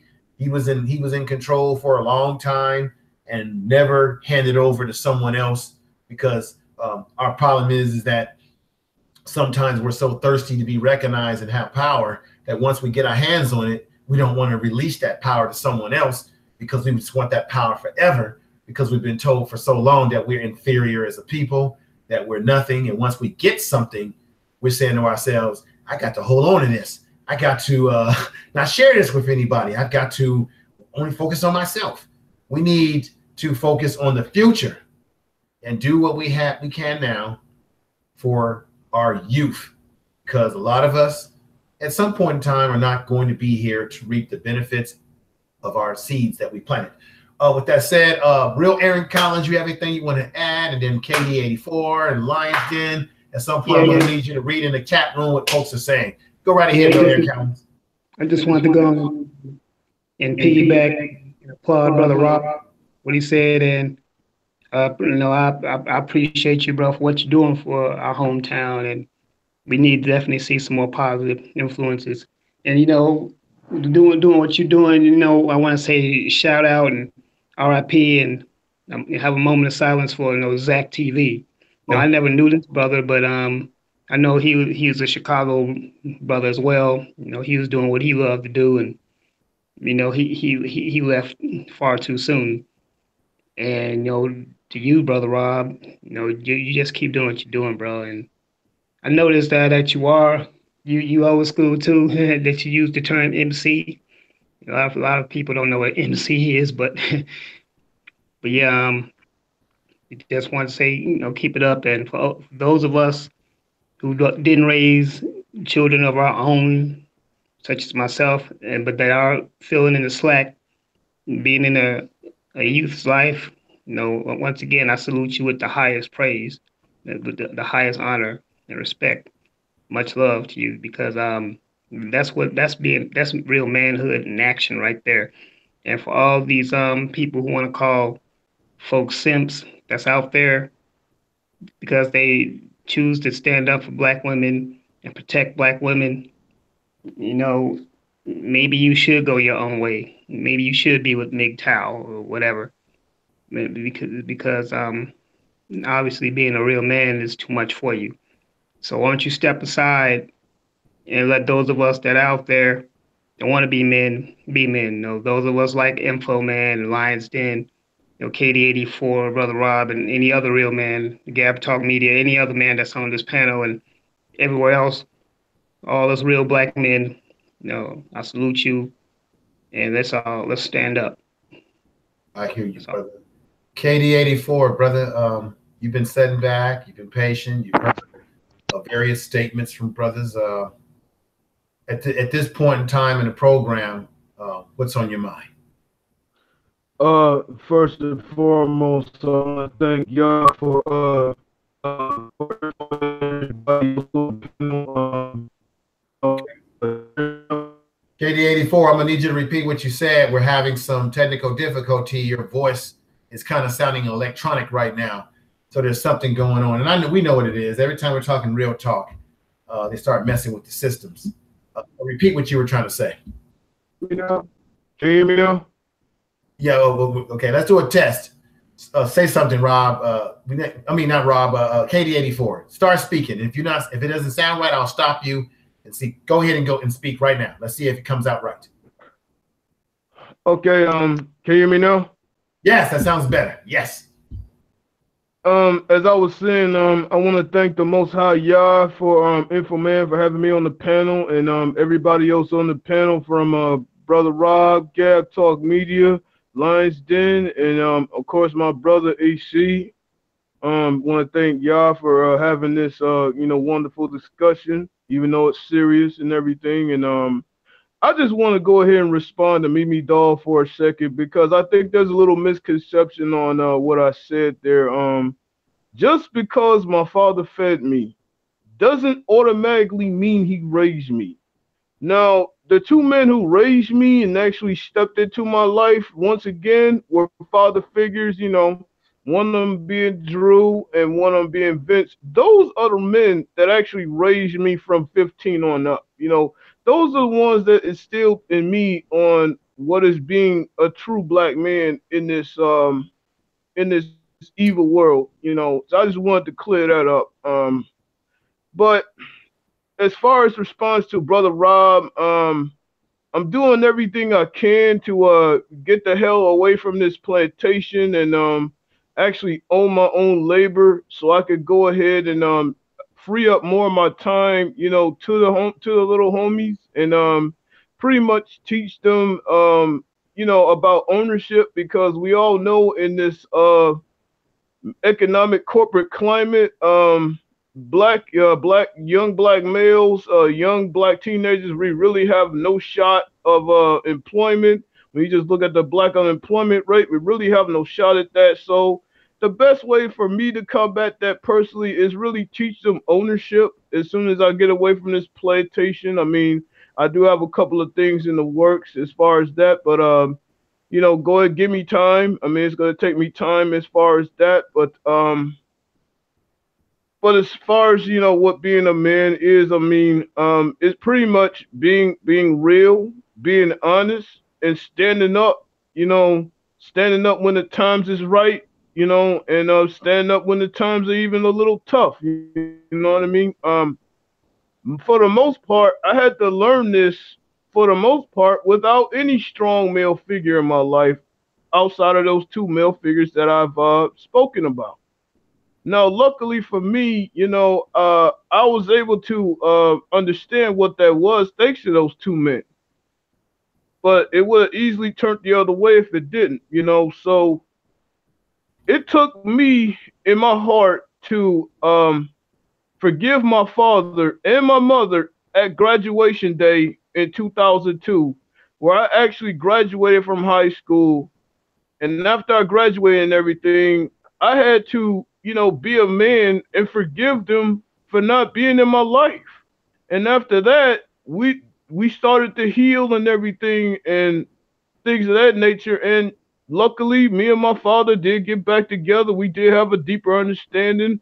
We squashed the beef behind us and of that nature. And from then on out, I to this day, I miss him.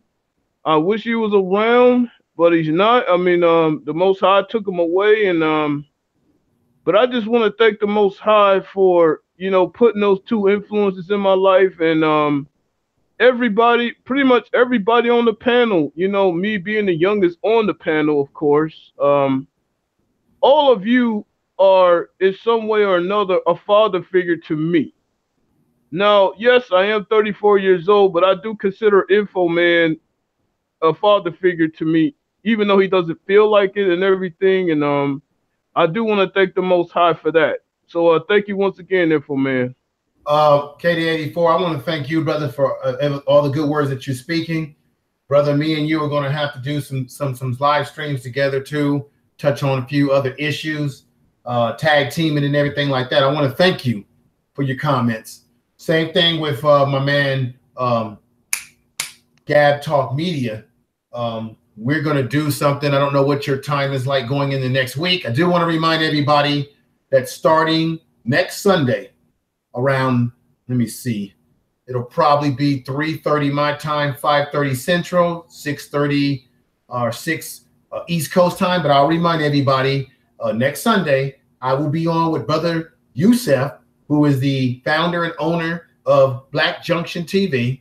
I'll be having an interview with him as to what's happening with Black Junction TV as it relates to the live stream that they're trying to get off the ground. They are looking for donations. They do have a GoFundMe, so you can support.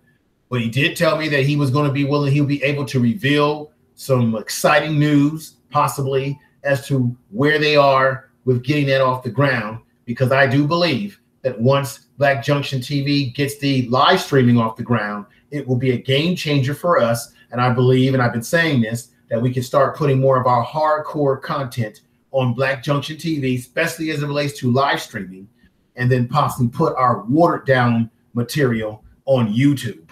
Give them the watered down stuff and take our butts over there to Black Junction TV more full time.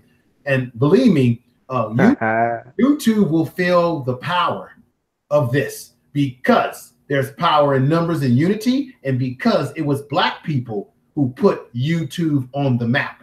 Okay? And when they see us do a mass exodus and give them the watered down stuff, if we even want to do that, they're going to see their numbers go down and realize that the Black creators are the backbone of this system we call YouTube. Oh yes, even though they're messing with us, at the same time they damn near need us to a certain degree. Okay, because we put the soul in the rhythm to this damn YouTube. No one else does but us. Can I say something to that, brother? Go ahead. Yeah, like I've been watching this, and this is definitely something that interests me. Black Junction TV. There's even Black Spot that I've been trying to support. Black Spot TV. Yes. Oh yeah, Black Spot. And I've been trying to figure out, man, like, as powerful and as big as YouTube is, would they have, like, when it comes to competition, like, how dirty will they play to keep those platforms from working? This is like a faith thing, man. Like, we have to, like, I'm trying to figure out, like, what's your thoughts on that? Do you think that something as large as YouTube, because YouTube has to be probably one of the largest businesses or internet, sir, I think it's number one.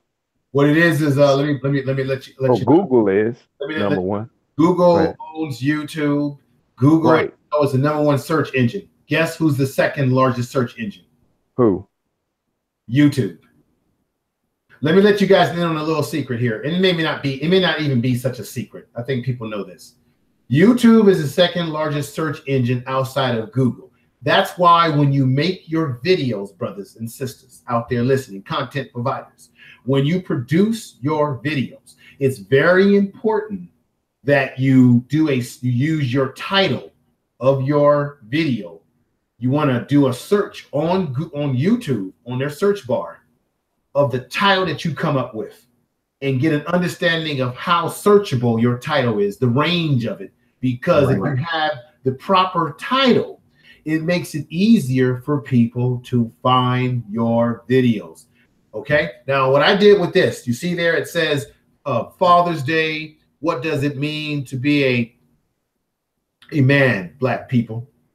Guess what? I did a search. I use that search term because I use a system called TubeBuddy. If you know, if you should get TubeBuddy. TubeBuddy is beautiful. It helps you to break down the system search terms for your videos. So I used that when I came up with this title, and it gave me a high ranking, which means It's going to put my video exactly where it needs to be for Black people, particularly to find the material. Okay. So, and that's because YouTube itself is the largest search engine. Now, with that said, I agree with you, Brother Gab Talk Media. I believe that YouTube will do anything and everything they can dirty to make sure that Black Junction TV isn't successful, especially if they see their revenue going down because more Black people are doing live streams on Black Junction TV. And why would we do that? Because we will do it because we don't want to see our content get snatched off. We don't want to see interruptions in our system, right? And I think once YouTube sees that or experiences that, then here comes the funny business. Here comes the funny business. And so this is why, Brother Yusuf, and we're going to bring this up when we interview him. This is why it's important that we support these Black platforms and strengthen them, because YouTube is making a hell of a lot of money.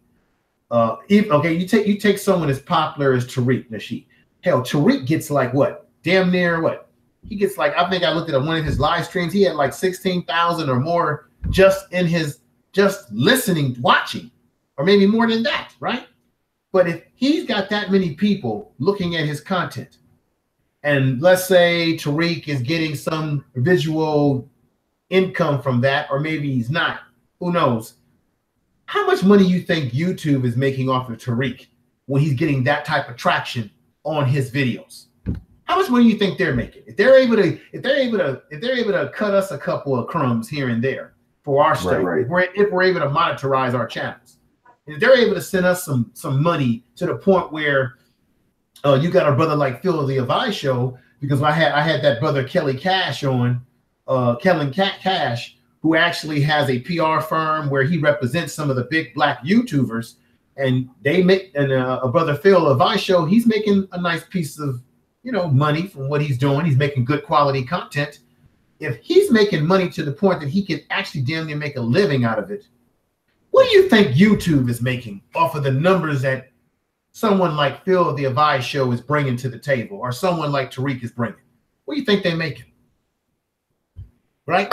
And if they were to lose all the Black content creators, especially in the streaming, believe me, it's going to hurt them economically.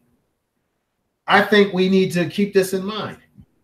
I know we want people that say, well, when are Black people going to pick up arms and start doing harm to? If we pick up arms, we're going to go to jail. If we pick up arms, we're going to be killed. We don't have an army. We don't have a military, a Navy, Marines, Air Force, whatever you want to call it, right? This is how you destroy your enemies. You destroy your enemies economically. You do what? You don't support their content. You don't support their systems. You support your own. You support your own businesses. We raise our kids as fathers, and we teach our kids to do the same thing, and we translate that to each generation. We have a code, and out of that code, we can crush our enemies, because one thing they do understand, if nothing else, they understand the dollar, the all green dollar. Info. Yes, sir. The brother, doesn't this remind you, like, this is so big that it reminds me of when white people did not want Black people leaving the plantation. They didn't want people leaving their business. Exactly. And so business, I understand. I was taught that business is warfare in the land of capitalism. And so if this is something that we could pull off without this getting, like, I don't know how dirty this can get. And, it's going to be interesting to watch, because I'm trying to support other platforms, because I want to see them grow. I'm paying into platforms that don't work well yet, along with other things. I spend a lot of money digitally. Yeah. On, to try to, like, I'm on TubeBuddy. I got TubeBuddy trying to help myself out too, and we need to talk about that offline too, bro. Oh yeah. But we're talking. Yeah, definitely. But I don't want to take this show was totally about something else. I'm done with that. We could talk about that another time. Yeah, we definitely can. I'm stating, next week we're going to have the brother on, and what I want to do next week is bring people onto a panel. I'm going to interview the brother first, find out what got him to the ideal of creating the platform, then bring people onto the panel to do what we call a Q&A, where you could ask questions to see where the channel, where his platform is going. And so I personally told him when I had a conversation with him that there's a lot of us on this system that are really looking forward to seeing Black Junction TV grow and improve. I believe True Royal Family stated that she knows the brother who runs Black Spot, and that Black Spot has technology that Black Junction TV doesn't have. And wouldn't it be a beautiful thing if they could both come together as one conglomerate? Yeah. That's the magic right there. Yeah.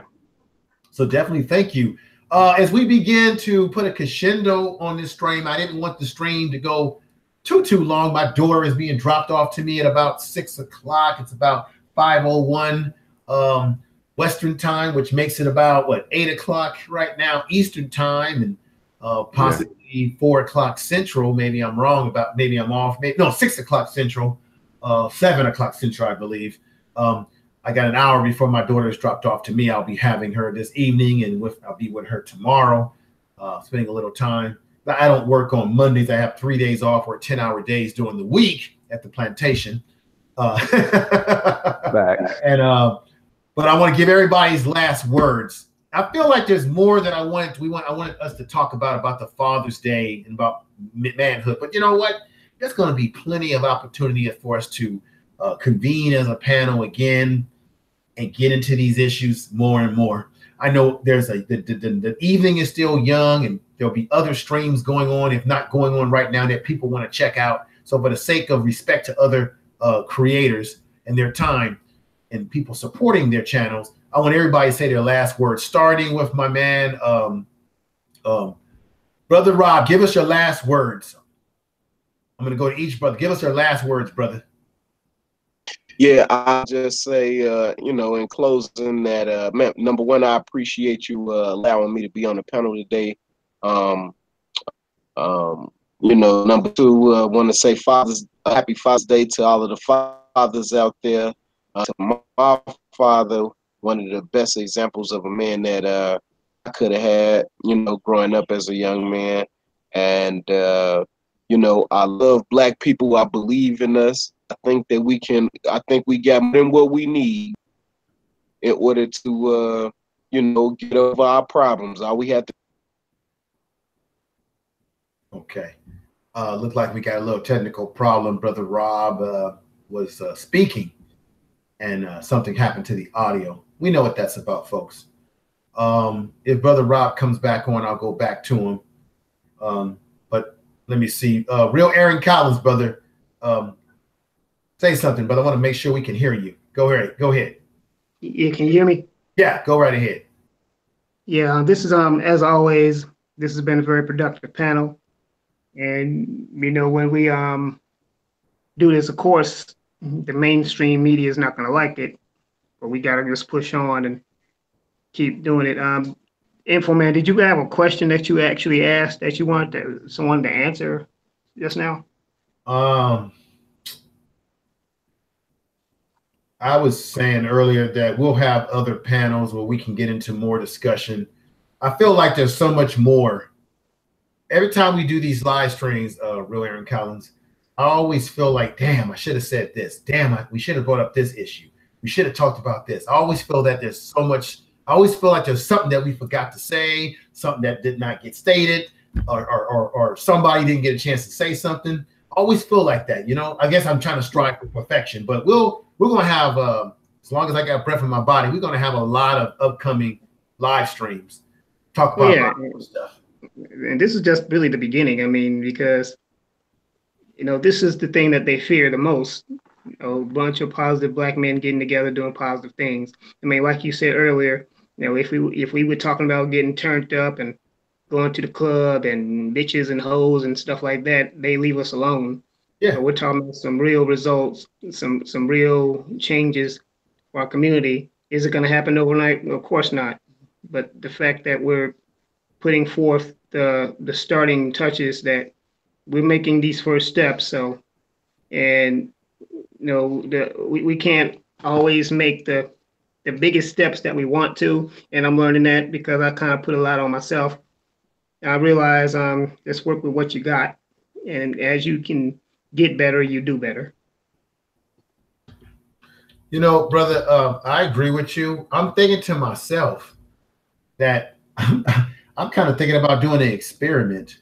And what I mean by experiment, I'm thinking like doing a live stream where we get on here and talk a bunch of junk and just see how clear the sound is, see how clear the picture is, see how easy it is for people to come in the stream.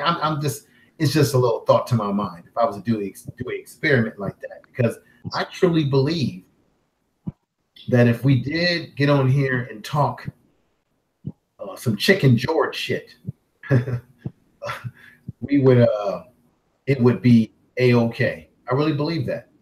And you get all kind of people wanting to get on the panel. Then you get Ray, and they want they'll even bring some people who want to get on the panel then. Hey, hang on, give me a minute right here. Lowcast, I need you to come on to the panel, brother. You've been hearing what we've been talking about. I'm about to end the stream, but I want you to come on and render some thoughts. And I know you've been trying to get us to do something together, a live stream together, brother. And we've been our schedule's been kind of like going past each other. Come on in and talk to me, brother. Lions, let me see. KD84. Woo, you've been patient, brother. Go ahead and give your last testament. Again, just want to thank y'all for and Info Man for having this panel for me and available to me. I'm very thankful for that. And pretty much what my last words is this, fellas, we are indeed the strongest men in the world. And when we finally come together and display that strength, we will once again be the most feared men in the world. We are the main enemy of this whole cave beast supremacist system. Once we come together and finally crush this son of a bitch system once and for all, we will have our village back. Okay. Woo. You're absolutely right, brother. I love what you said. I love the energy. Lions Den, let's do one important thing before you go into your last statements. Let's give some love to folks in the chat room, maybe read a few things that they're saying that's relative to the topic this evening. Before we get started in chat room, we got a special guest earlier today. Brother Ben X was in the building. Oh, Brother Ben X was in the building? Where is Brother Ben X right now? Yes, sir. He was here earlier today, brother. He was right in the building. Show us some love. So that's what I'm saying. My Muslim brother, assalamu alaikum. You just make me this Muslim brother happy today. Yeah, I think Ben X subscribes to me, brother, and I've subscribed to him. I've gone to some of his chat rooms and talked to him. We got it. You know what I'm gonna do? He's another individual that I'm gonna stock. And Brother Ben X, if you're listening, I want you on a panel, brother. I got to interview you and get you on the program. So, Brother Ben X, Information Man is about to troll you. Now I'm talking about trying to get you on the panel to get involved in our discussions, brother. Because, Brother Ben X, I respect you. I respect what you stand for and what you do. If I'm not mistaken, you are a father too. They're working hard for your children, your child. And I just want to give you that love, brother, wherever you are listening to us. So that is fantastic. Definitely got to do some collabs with Brother Ben X. Now, with that said, Lions Den, and everybody out there listening, give the chat room some love. Maybe just read what they're saying related to the topic. Okay. Let's see here. We're gonna go. We gotta shout out to everybody in the chat room. Sonia C says, "I feel safer just listening to those strong black men." Kendra Azevedo says, amazing, productive conversation. Shading Cat 73 said, awesome panel, happy Father's Day. Let's see here, we're gonna scroll down. IC says, peace, love, and Yah's blessings. Everyone have to get ready for the week. Have a blessed evening, all. I'm gonna go ahead and go scroll down. Sonia C's also says, I'm much better. Well, talking to Karen. I'm going. Oh yeah, Kendra Azu said, to the queens, peace, love, and be safe. And basically that's it. And my final thoughts for tonight is, to the fathers, to the true men, to the kings, we are the leaders. The little men, we have sons. We have they look up to us to be the fathers and leaders, and we ourselves are kings. And remember, brothers, that we all we got. We don't need no outsider to tell us who we are. We know who we are. We are straight kings. We're fathers, and brothers, like I say, brother KD84, information man, the real Aaron Collins. Let's see, who else was on the pattern info? Brother Gab Talk, Brother Rob. Brother Rob and Gab Talk Media, I appreciate you guys to be on the panel. And it goes to show, brothers, that we are kings. And I guarantee you, we'll always come together like that. Ain't no outsiders can break us apart. And that's my final thoughts for tonight. Let me give a little love to Brenda Johnson, Mimi Doll, sister, believe me, no way would I block you from the chat room. That's some YouTube crap going on, because you were in my live stream when I was going outside doing my sun gazing and checking out the butterflies and being out there in nature. Okay, Brenda Johnson, I just modded you up, sister, because you've been supporting me too. Brother Rob, I just modded you up too. And there's other people in the chat room that will be getting modded up over the coming weeks of upcoming live streams. And I mod people that are being modded up. I'm modding you up because you've been supportive. Miss Woodden, I see you. Miss Karen Smith, if I'm saying your name right, I see you. You will be modded up soon because I see people that are being very consistent in supporting what we're trying to do. ICs, you will be modded up very soon as well. Don't worry. I recognize people that are rocking with us. Dark Void, you will be getting modded up very soon. I see that you've been riding with us hard too. Don't worry. I've got everybody at some point in time. I have not. I got a memory like a damn elephant. I can remember what's going on. With that said, I want to thank everybody for joining the chat room. I want to thank Real Aaron Collins, KD84, Brother Lions Den, Gab Talk Media, Brother Rob, who was out there, and Lowcast. I tried to ask you to come on in, brother, when I saw you in the chat room, but you might have something going on. It's okay. I want to thank everybody for supporting us. The evening is still young. I'm sure True Royal Family or Lisa or somebody is doing some type of beautiful live stream, or Cap or whoever. Whoever's doing something, go support the other folks in your channel. Support them. You'll probably see me over there as well in the chat room talking and, you know, and enjoying the weekend so far. Happy Father's Day to all the fathers out there, everybody out there, because you know what? I'm going to tell y'all right now, this is truth to power. Truth to power. Wait a minute. Listen to power. Truth. Myself, information, and lions. Welcome to truth, power. Truth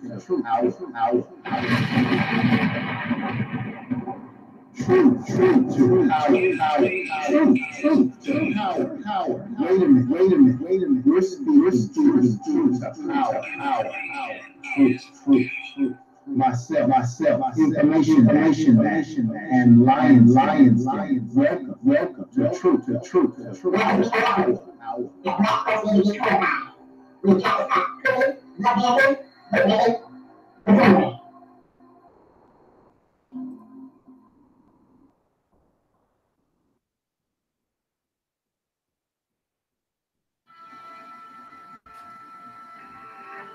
you, everybody. Lions Den, if you still know everybody out there, I love you. Lions Den's gone right now. I want to thank everybody. KD84, love you. Queen Diane, love you. Brother Duvian, love you. Renegade, I see you out there, brother.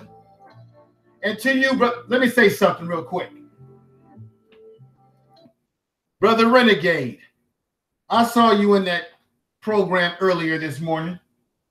I don't think that black people in America don't like black people in the Caribbean or black people in the in Africa. I don't think they all don't like us wholesale. I don't believe that. I think there are incidents, individual experiences where some of us have had some negative experiences with people who come from the Caribbean or maybe Africa, individuals who we might have not had good experiences with. But I wouldn't say that all black people don't like people from the continent of Africa or people from the Caribbean. What we're simply saying, brother, and you must understand this, is that black people in America, we have paid a heavy goddamn price. We have marched. We have been killed in the streets. We were working for civil rights. We came over here, brought over here as slaves against our will, worked the land, and through civil rights and through struggle and fighting, we were able to get some laws put on the books, such as the what you call it? You have the affirmative action programs, civil rights programs, programs that allow people to get employed. When you talk about equal opportunity, it was because of American black people who put forth the effort to make that possible. So what happens is when the Caribbean and the African black folks come to this country, you are benefiting from some of the programs that our ancestors in America were able to project. Okay? So when it comes to you being able to get into college, get into schools, move into neighborhoods that you want to move in, or even have a business, it is because of the struggle of the African American in America that makes it possible. Because there was a time in America that if you were black, you could not have a business. Banks wouldn't give you a goddamn loan. So what that brother was simply saying is that when you come over here, you can't hate on us, and we shouldn't hate on you. We should work together.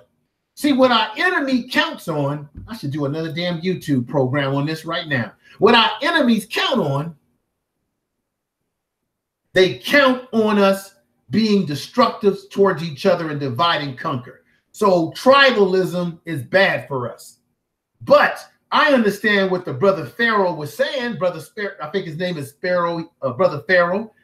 Sparrow Speaks or Pharaoh. He's a good brother. I'm going to get him on my program. I talked to him through a conversation, try to get him on the platform and interview him as well. What the brother is saying that black people have paid a heavy price in America to make it possible for other people to come over to this country, whether it be black Caribbeans, black Africans, black people from Africa, black people from India, Mexicans, Puerto Ricans, other race of people have been benefiting from riding off the coattails of what my ancestors in this country had to fight to get.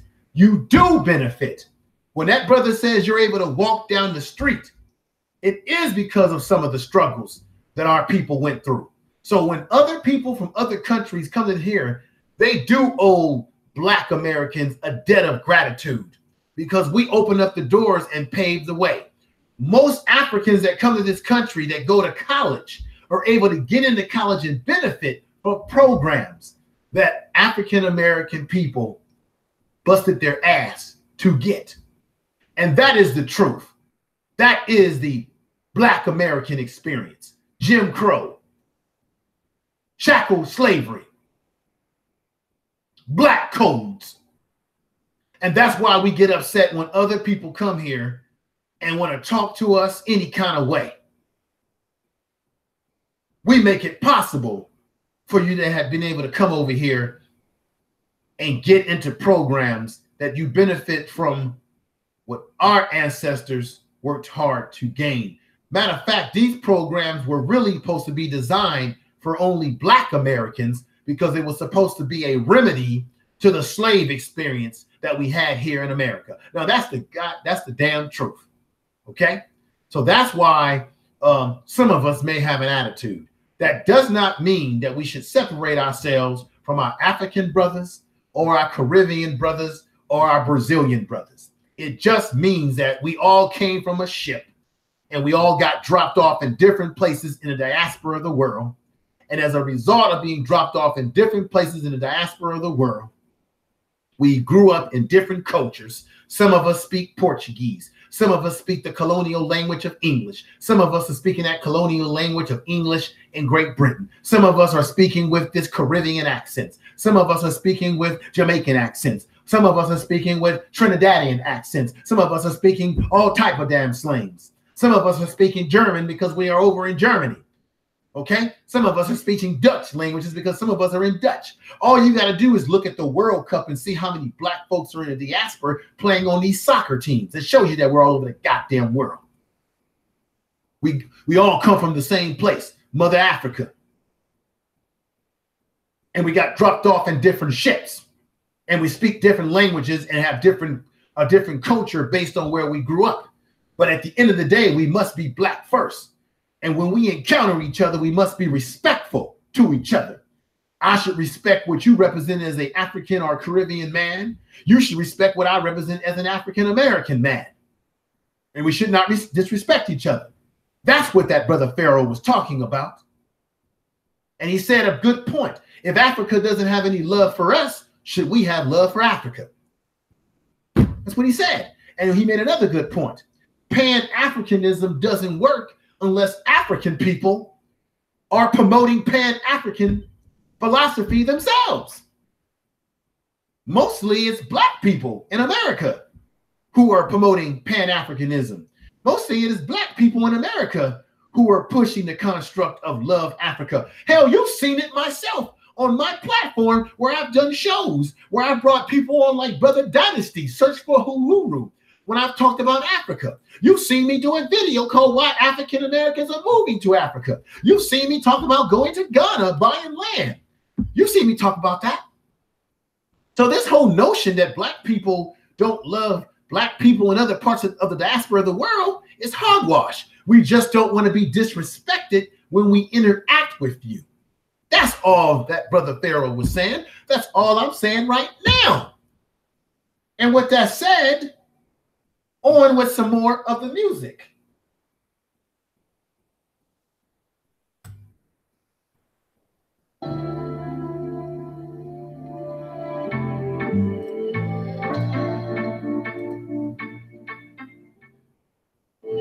If you believe what I said is correct, press 1 in the chat room. If you feel that what I just stated in my rhetoric made any damn sense.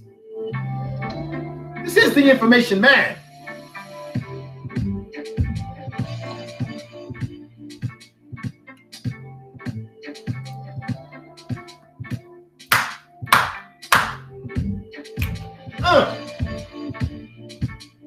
Queen, I am. Sunny Seas, I see you. Mrs. Smith. Home Mistress Reloaded. Home Mistress Reloaded, I see you. Brenda Johnson, I love you. I modded you up, sister. I'll be modding other people up in the coming live streams that I do. More people will be getting modded up. Thank you, Blink. Let me give you some love. Welcome to the channel.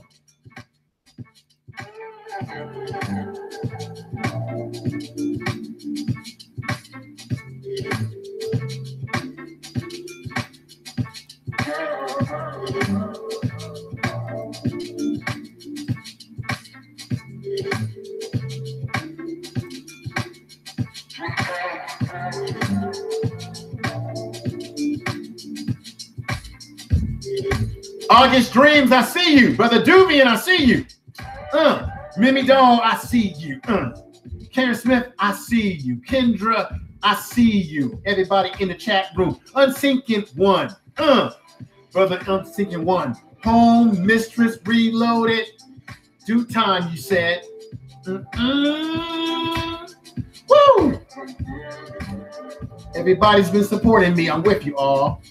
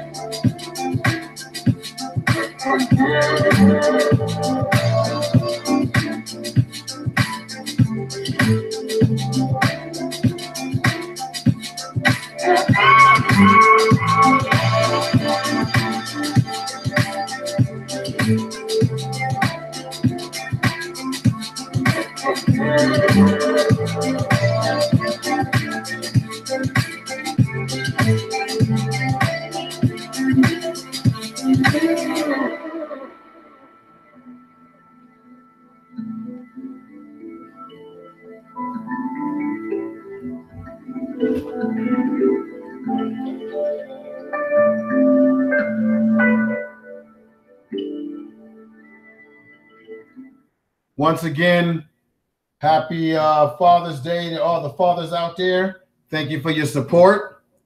It's been great. Everybody enjoy the other live streams that people are doing this Sunday evening and the rest of the week. I will be back on probably doing a live stream. Maybe I'll do a live stream maybe Thursday night or Wednesday night, and then I'll be back on and going into the weekend.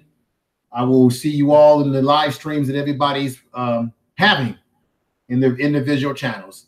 I want to thank everybody in Facebook Live. I know that I got folks in Facebook Live that are supporting me. I have not ignored you. Thank you for being with me.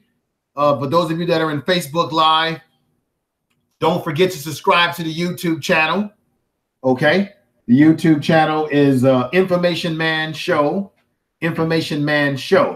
on YouTube. Subscribe.